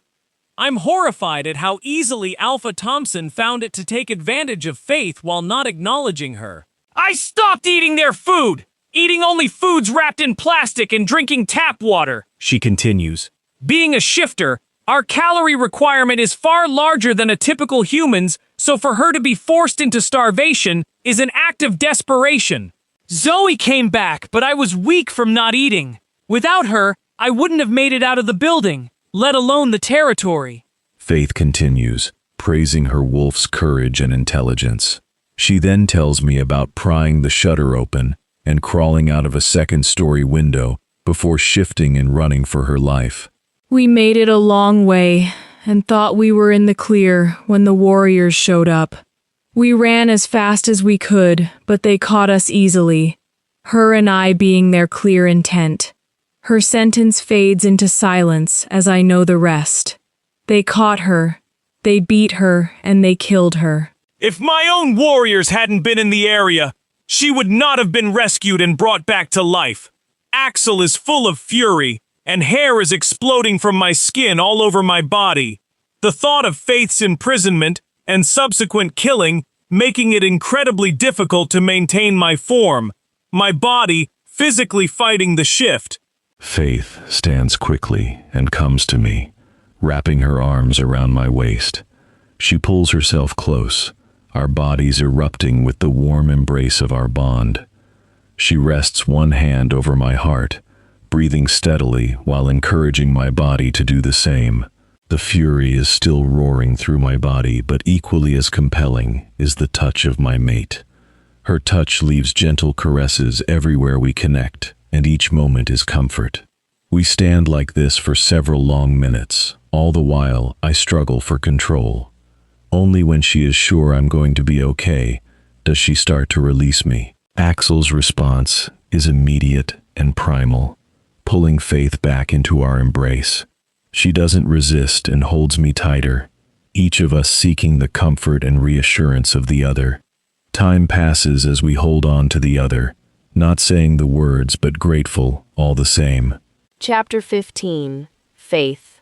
We continue to spend time together over the next couple of days, never revisiting the Alpha Thompson subject.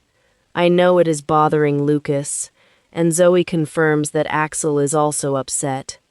I'm content spending the time we're alone to continue our exploration of one another, but all the while Lucas is distant, distracted. One evening I went looking for him, finally starting to find my way around the castle. I have still gotten lost on numerous occasions, but the support staff are always helpful in pointing me in the right direction. I can find Lucas's bedroom and office with ease, the backyard garden and the kitchen without hesitation. Given the size of the castle and just the sheer number of bedrooms alone means I'm going to need years to be fully familiar with it.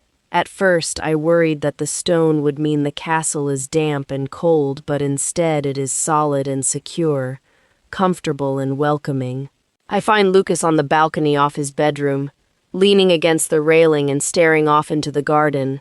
His shoulders are tense, his anger and upset pouring off him in waves. I walk quietly up to him, wrapping my arms around his waist from behind. He leans into my embrace, seeking reassurance and connection. I rest my head against his back, listening as his heart rate slows to match mine, the tension slowly leaving his body. "What is bothering you, Lucas?" I finally say into the silence, hoping he will confide in me. I know he's been upset since I told him about Alpha Thompson, but I worry that his anger isn't directed only at Alpha Thompson.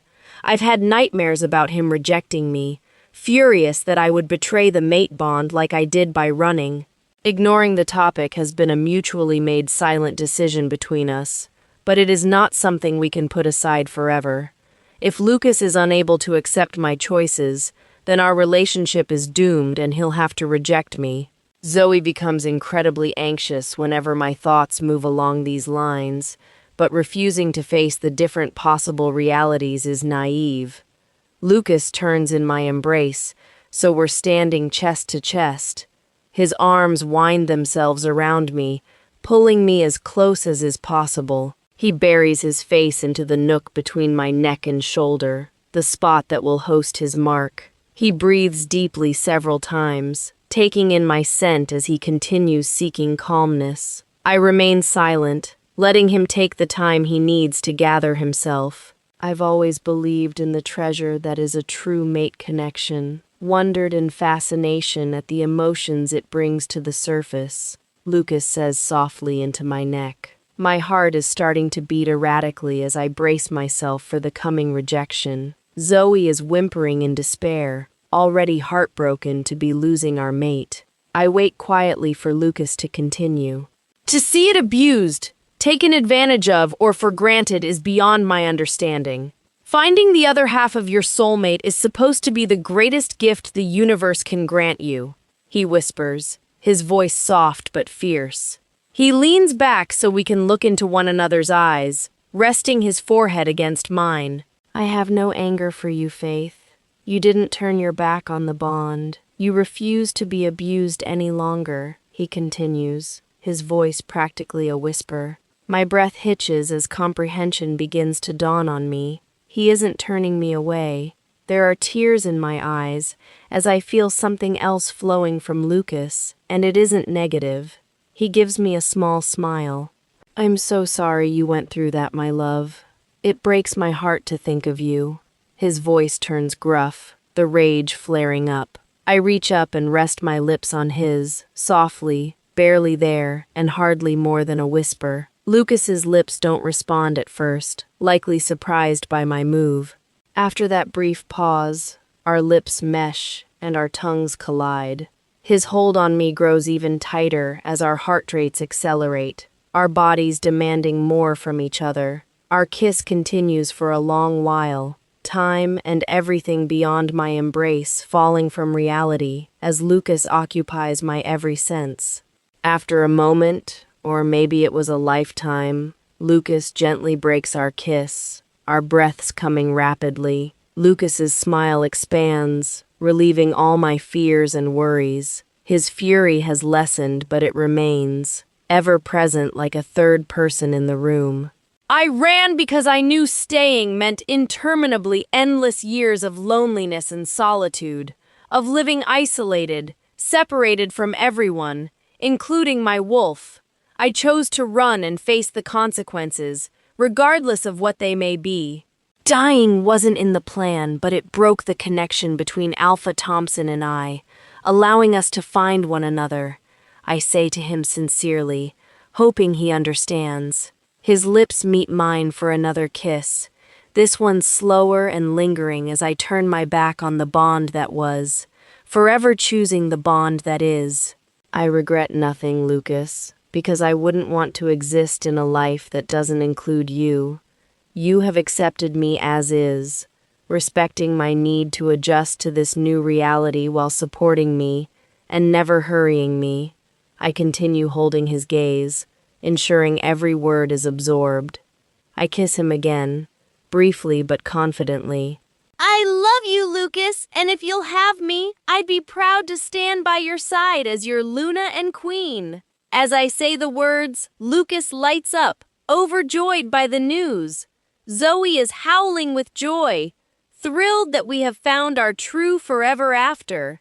A man who cares for us not because of what we can do for him, but simply because of the connection we've forged. A man who was drawn to us initially because of the bond and has stayed despite everything else. Lucas, I love you too, Faith. I think I did the moment you attacked my guard, I tell her, smiling at the memory. Despite everything she had been through, she refused to back down and concede. Her courage was evident for all to see, but her inner strength is part of what draws Axel and I to her. She did what she needed to, including dying, in order to find freedom. Her path to me was full of twists and turns, but in the end, she found her way. Faith's embrace tightens on me as she pulls my lips back to hers. There is no hesitation from either of us. The wait has been long and torturous.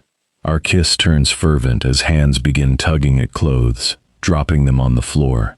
Faith removes her shirt, revealing herself to my hungry gaze, and I lose myself in the feel of her, my touch reverent and searching. She pulls away slightly and guides me by hand to our bed. She doesn't waste time undoing the buttons on my shirt, instead choosing to tear it open and off. The buttons go flying around the room, but neither of us pay any attention. What follows belongs only to us. A joining that is as much about trust as it is about desire. Every touch, every whispered promise between us, speaks of the years we spent searching and the relief of finally being found.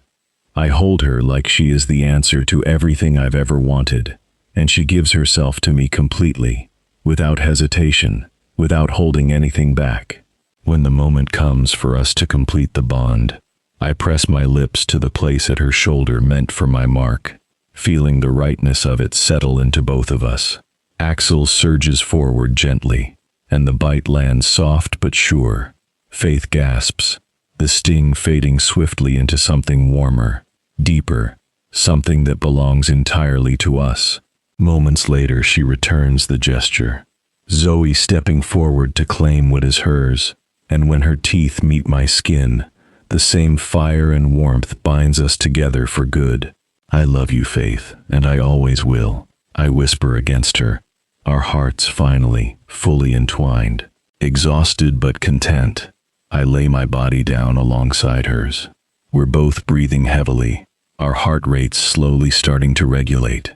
We hold one another close, but in comfortable silence, content to simply be. Axel has a slow and steady growl going, unable to keep his happiness quiet. It isn't long before Faith's breathing levels out, and I know she's fallen asleep. I allow my eyes to drift closed, fearful of letting such an amazing day come to an end. It is only after reassuring both Axel and I that this is just the start of our amazing journey with our mate. Are we able to relax and eventually fall asleep? Chapter 16. Faith. Over the following weeks, Lucas helps me to orientate to my new role. We go over paperwork, pack business, requests and disputes. The pile never seems to end. My heart breaks when I think of all of the years Lucas handled the workload alone, or with help from his resentful mother, a distant father, and his beta to assist. While the work is often tedious, sitting and sharing with Lucas makes it better. Sometimes I sit at my own desk. I even have my own office that has so far sat unused. Lucas and I both prefer working together in the same office, choosing closeness over protocol. Sometimes I sit in Lucas's lap, usually when our bond tells me he is under stress or upset. The closer I am to him during those moments, the easier he and Axel find it to release the angst. In addition to my ongoing education, we have both been preoccupied with the Luna Queen ceremony planning. I will be presented to the other alphas and Lunas as their queen and Lucas's mate, the event requiring a lot of preparation. With over 100 guests invited, simply getting rooms and cabin ready for everyone is a time-consuming project, and I work closely with our support staff to ensure everything is prepared in time. In the days leading up to the ceremony, the list of tasks needing attention seems endless. Lucas helps wherever possible, knowing that this is my first event and I'm nervous about it. While I don't doubt Lucas or our relationship, the idea of standing in front of all those strangers makes me uncomfortable. Zoe is encouraging, reminding me that the moon goddess chose us for a reason. It helps to calm me down and see to the remaining arrangements. 2 days before the ceremony, one of my prayers is answered when Grace arrives. I'm waiting anxiously on the front steps for her car to pull up the drive, and in moments, it comes into sight. As I dance back and forth between my feet, I sense rather than hear Lucas approach behind me. I give him a quick smile, my excitement overwhelming. Grace's car pulls up, and before it even comes to a stop, Grace throws herself from the car and into my waiting arms. We're both sobbing heartily, sad for what has been but joyful for what is to come. I turn to introduce her to Lucas, hardly noticing her bow down to him. He smiles graciously, used to such acts of respect. Grace's eyes grow wild when she realizes her mistake and turns to bow to me. While she is my sister, her wolf recognizes me as her queen, insisting on showing me the respect I deserve. I pull her up and back into my arms, knowing that some formalities will be the norm for our relationship, but that doesn't mean it has to take anything away. She is my sister, and that is never going to change, regardless of the plans the universe has for us. Arm in arm, we enter the castle, Lucas happily giving me the time and space to be with my sister. The three of us enter the great room when we freeze in our steps, a growl filling the room. It only takes me a moment to realize that Grace is looking beyond the doorway, shock on her face. Seconds later, the guard that handled me so roughly when Lucas and I first met enters the room. He only has eyes for my sister, and she easily leaves my embrace to go to him. They stop, standing in front of one another, immobile. The guard smiles, and his eyes light up, joy clearly written across his face. "You're my mate," he says to Grace. She nods yes eagerly, her hand caressing his face. He leans into her touch, every movement and gesture tender. He kisses her forehead, both of them silent as they study the other, absorbing everything they can. "My name is Sean," he says to her, his voice gentle and contradictory to my initial impression of him. He brings Grace's hands to his lips, and her eyes never leave his.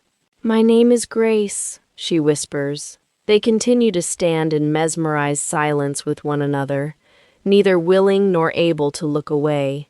I take Lucas's hand in mine, and we silently leave the room, giving the new couple privacy. I expected to be busy with my sister, but chuckle quietly, knowing how distracted she is going to be now. I lead Lucas to our shared bedroom, and directly to the bed, eager to feel his touch. Lucas knows instinctively what I'm seeking, his kiss and touch driving my passion. I open myself to him completely, holding nothing back as I surrender my everything to the man I love. Lucas's hands roam my body, taking my all while giving me his. My heart soars as Lucas's body enters mine, the physical connection enforcing our emotional one.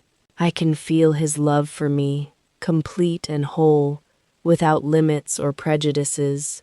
He uses my body to show me how much I mean to him, his love all-encompassing. It took a long journey for us to find one another, but now there is nothing holding us back. Lucas. Preparations for Faith's ceremony has taken over the castle. Guest rooms, clean linens, enough food to feed everyone, and so on. Extra shifters have been coming in from the surrounding communities to help our regular support staff since there is so much work to be done. Faith's sister Grace has been a huge help, following up on details and fine-tuning what needs correction. Faith's trust in her sister has allowed her to step back from the planning, ensuring she gets to simply enjoy her special day. Grace is a wonderful person, and I'm pleased she found her mate here. This way, her and Faith will never be far apart. Axel and I have spent a lot of time determining how we're going to treat Alpha Thompson. He has confirmed his attendance for him and his chosen mate, so our paths are going to cross. After hearing from Faith what she went through, Axel paid a visit to the Blood Moon warriors who are still in my dungeon. At our most primal level, we wanted nothing more than to tear them apart one appendage at a time, ensuring an excruciating death. If they had taken it upon themselves to kill my mate, they would have been sentenced to death on the spot. However, they were following their alpha's orders, which included following her no matter where she went. They had one goal in mind, and that was the destruction of Alpha Thompson's true mate. The bastard ignored her existence when it was convenient for him, and when that ended, he decided to kill her rather than let her go. He is a selfish disgrace of a man, and my outrage has me literally vibrating with energy. Axel agreed to spare the warriors' lives, but they were banished from our territory, forced into lives as a rogue. Now we need to deal with Alpha Thompson. Among our society, true mates are cherished for their rarity. The likelihood of finding one another are remote, with other packs often vast distances away.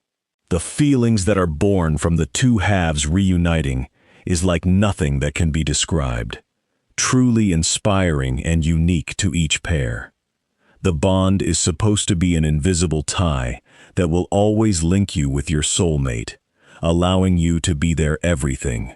Having found my true mate, I can't imagine any situation where I would be able to turn my back on Faith. Causing her pain is beyond my understanding. Letting her suffer is inexcusable. I'm also aware that I'm not looking at this situation with impartial eyes. It is impossible for me to not feel emotional at what my soulmate has survived, ranging from pride to sheer terror. Am I reacting as a king, determined to ensure such cruelties never taken place again? Or am I reacting as Faith's mate, the one who has seen and heard her journey and now is fixated on punishing the one responsible? Am I allowed to be both? Chapter 17. Faith. It feels like we just did this not that long ago, Grace whispers, as she helps me get ready for my ceremony. Our memories dwell briefly on that time of innocence, both of us eager to find our mates in paradise. Little did we know how much life was going to change that night. My makeup is done to perfection, and my blonde hair has been done with loose curls piled on my head and falling down my back. I wear nothing on my head in anticipation of what is coming later tonight. My gown is so beautiful. It honestly takes my breath away each time I look at it. It is not something I would normally pick out for myself, but my confidence is better than it used to be. I'm proud to be Lucas's mate, and I don't want to shy away from either the responsibilities that come with the role or the spotlight. As king and queen, Lucas and I will always be in demand, everyone wanting our time and attention. I'm excited to step up and fill the role, and I want the entire kingdom to know. Resembling a wedding gown, the skirt is large but free-flowing, swirling and twirling with every step I take. Done entirely in white, there is a barely there layer of lace overlaying the skirt, highlighted with crystals that stunningly reflect the light. The bodice is tight across my chest, with armbands helping it to stay up. It is covered in crystals, and I feel like royalty when I put it on. I have a light shawl to wrap over my shoulders, mostly for fashion than function, the entire thing made of the same delicate lace that's on my skirt. The gown is beautiful while maintaining proper modesty, leaving my neck and shoulders bare, showing my mark. As I look at myself in the mirror, I'm amazed by the woman I see looking back at me, and I hardly recognize her. The last time I wore a gown, I met Alpha Thompson, and things were never the same. The naive young woman I once was has been replaced by a strong and confident woman, one who consistently refuses to concede. The girl I was who dreamt of finding her mate and living happily ever after is now the woman who has achieved those goals. I have no doubts about my future with Lucas. All of my hopes, dreams, and fears live and die with him. Grace does another quick look over to make sure I'm perfect before guiding me down the stairs. The great room is empty except for Beta Noah, who is waiting to take me to my spot. Grace slips into the garden to grab her seat, leaving me to my nerves and excitement. Beta Noah gives me a smile before opening the doors in front of me, revealing me to the waiting crowd. There are thousands of eyes looking at me, not just alphas and lunas, but also the very shifters who live and work with us, all being of equal importance. The faces turn into blurs that I'm vaguely aware of, only Zoe remaining on guard. The moon goddess herself could have been in the group and I wouldn't know. There is soft music playing as I make my way up the aisle to where Lucas is waiting for me. He is dressed in a slim black tux that emphasizes his great shape and his crown shining above his head.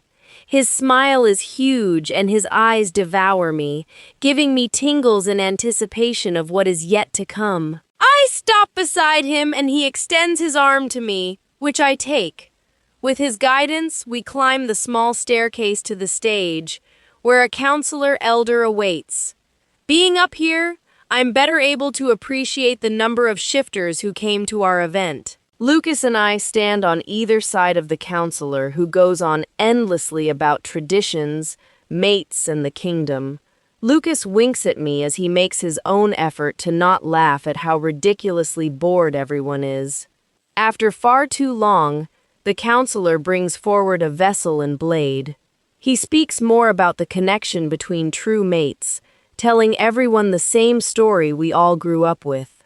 He finally turns to me, his voice strong. Do you accept everything that comes with the title of Luna Queen?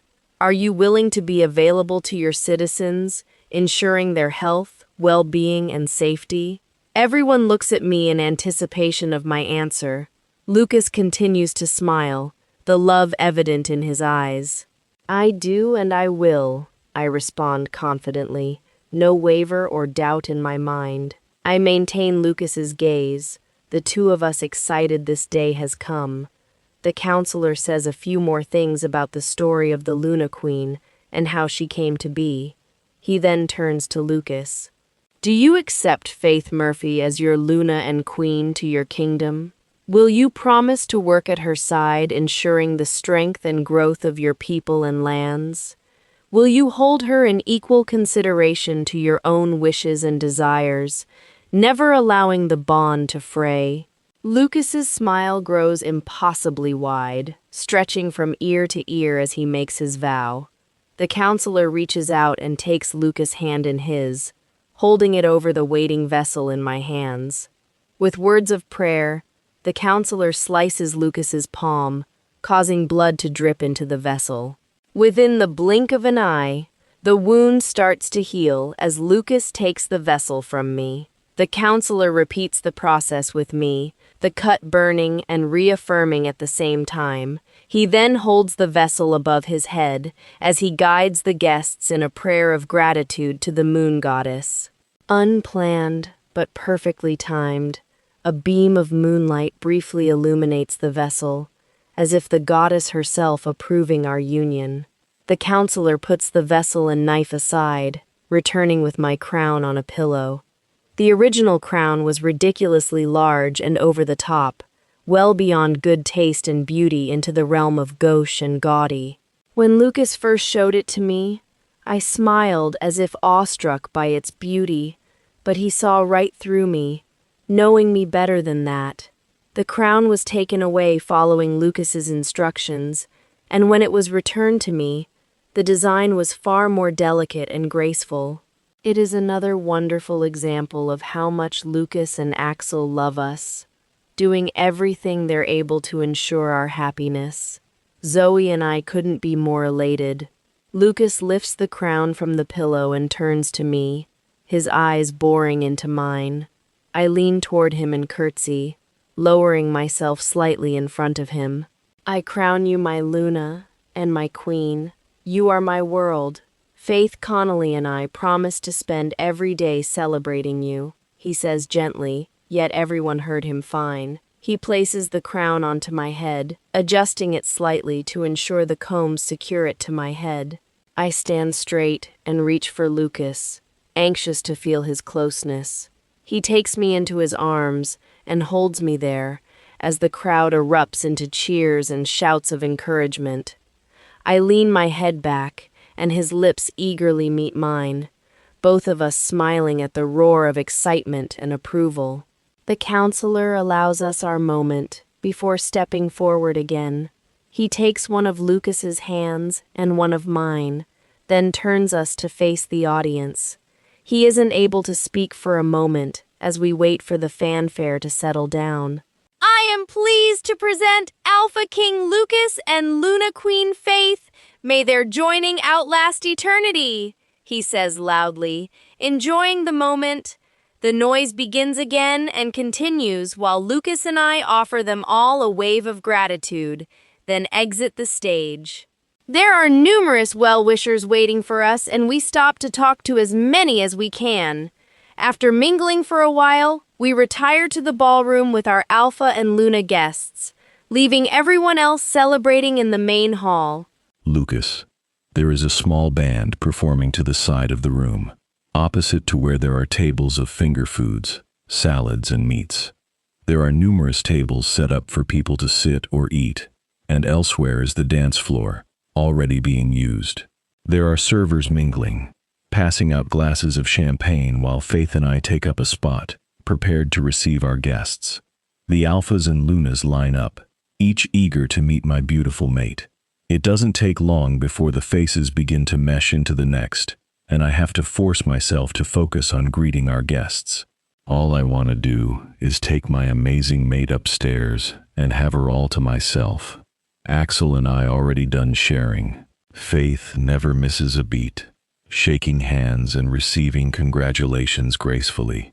I have my arm wrapped around her waist, and as the time continues to tick away slowly, my grip is tightening. While I'm distracted by my own misery, I sense and feel Faith's tension and anxiety spike. Axel and I are immediately on guard, scanning everyone to see who is presenting danger to Faith. Her body begins to tremble slightly, so only I can see, and I instinctually know that Alpha Thompson has reached us. Faith leans heavier into my embrace, both her and Zoe needing reassurance. Alpha Thompson stares at Faith, his jaw hanging open. He clearly never expected to see her again after ordering her murder, and now she's standing in front of him. His partner introduces herself, completely unaware of who my mate is to her Alpha. Alpha Thompson closes his mouth before turning to look at the ground, no longer able to hold Faith's gaze. Good evening, Alpha Thompson, Luna, I say to both of them, forcing him to look at me. Axel is near the surface, his anger visibly revealing itself. Thompson barely manages to meet my gaze and he shuffles on the spot, clearly awkward and uncomfortable. I've been meaning to contact you, Alpha Thompson, I say easily, catching his immediate attention. He braves a look at Faith before turning back to me.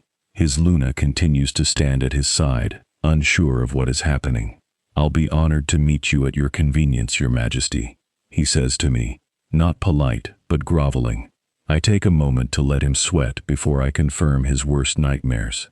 I have questions regarding your abuse of the bond connection, illegal imprisonment of your mate, and orders to your warriors about trespassing and ensuring her death, I tell him sternly, leaving no doubt how I feel about his behavior. His Luna looks at him, horror and fear on her face. The shifters around us stop and listen, unable to believe what they are hearing. Faith doesn't back down or cower, confident in my love and support plus her own role in what played out. She looks up at me and smiles, her feelings evident. Without saying a word, my warriors approach us and put their hands on Thompson's arms, ensuring he doesn't attempt to run. He starts to panic, his eyes frantically looking for help but receiving nothing but contempt and condemnation in return. You'll be staying as our guest for the next while, so I recommend you notify your beta that he'll be looking after things for a while, I arrogantly tell him as my warriors begin pulling him from the room. His Luna is upset and unsure of what she is supposed to do. She will be questioned, but her behavior tells me she didn't know anything, her shock apparent. Additional guards escort her from the room as well, and it is several moments before the room starts to stir again. While the conversation is dominated by what their Luna Queen has been through, the welcoming warmth from the crowd quickly puts Faith at ease. She is not condemned for the past, and is instead celebrated for it. The party continues into the wee hours, but Faith and I disappear long before the festivities end. We retreat to our bedroom, desperate to reconnect with one another. We remove her crown and gown as she needs the extra help, and don't stop until we're both naked. I open my arms to her and she slides into my embrace, her body contouring against mine. We stand silently, enjoying the touch and caress of our lover. She turns her face to mine, her lips open to my greedy mouth. As the sun comes up, we lose ourselves in each other for hours, our love finally free to simply be. There is nothing held back between us, every touch a promise, every whispered word a testament to how far we've come to find this moment. I love you, Lucas. She tells me softly, her voice husky with contentment. I hold her close, letting the morning stretch on around us, in no hurry for the world to intrude.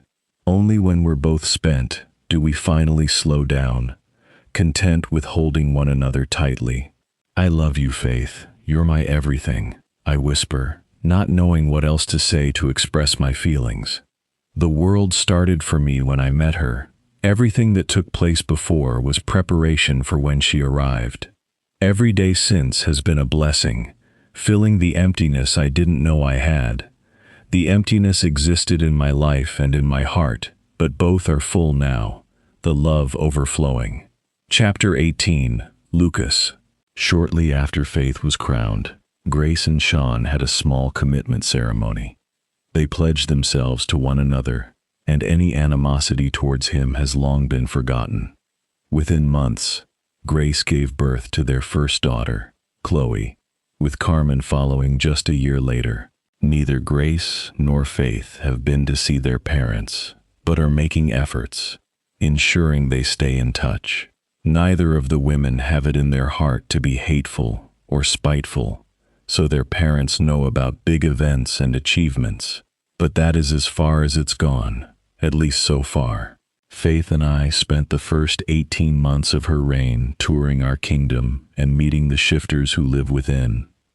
This entails countless hours of boring conversation and endless tours of identical pack houses, but she never lets it get to her.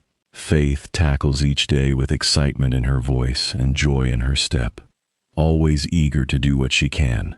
She has come fully into her role, giving me no worries about sharing everything with her.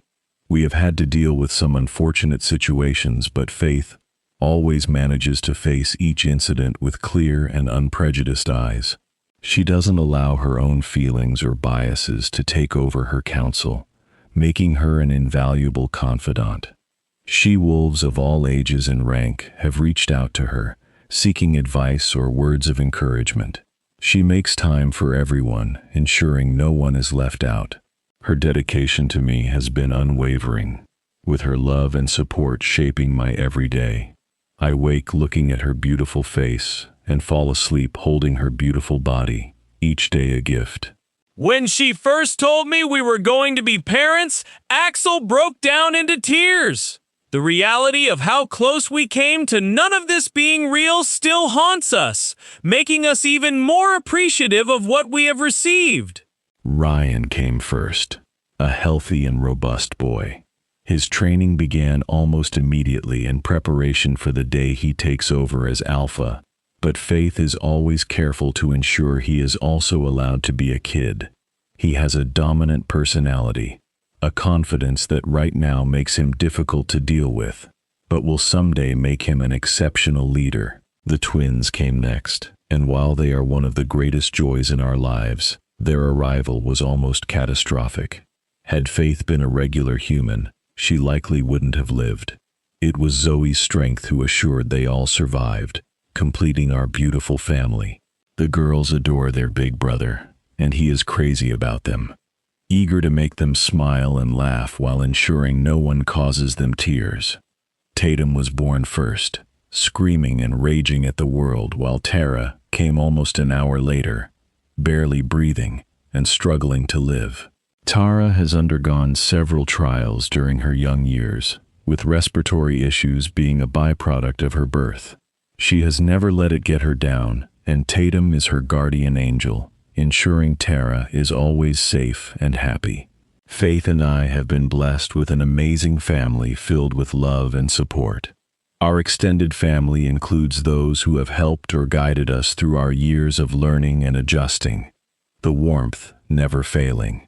I hope we will have many more years together, raising our children to be the special individuals we know them to be. Beyond that, Axel and I want nothing more than to spend every moment of every day with Faith and Zoe, being whatever or whoever she needs us to be. I've never been happier in my life than I am every day since Faith and I first met, my heart and soul full. The days and years pass far faster than I like, but we're careful to ensure we make the most of every day that is given to us. Some times are hard, while others full of jubilation, the ups and downs being what makes life an experience. Faith and our children have completed my being, and my gratitude knows no limits. I tell them every day how much I love them, and show Faith each night how much I value her. Life couldn't provide more gifts than I've already received, feeling greedy with blessings. Once love touched my life, nothing was ever the same again, and I couldn't be happier about it.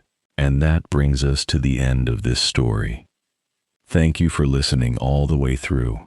We hope this audiobook kept you entertained and left you wanting more. If you enjoyed it, please take a moment to like this video, subscribe to the channel, and share your thoughts in the comments. Let us know what kind of stories you'd like to hear next. There are plenty more full audiobooks waiting for you here, so be sure to check out the channel for your next great listen. Until next time, happy listening.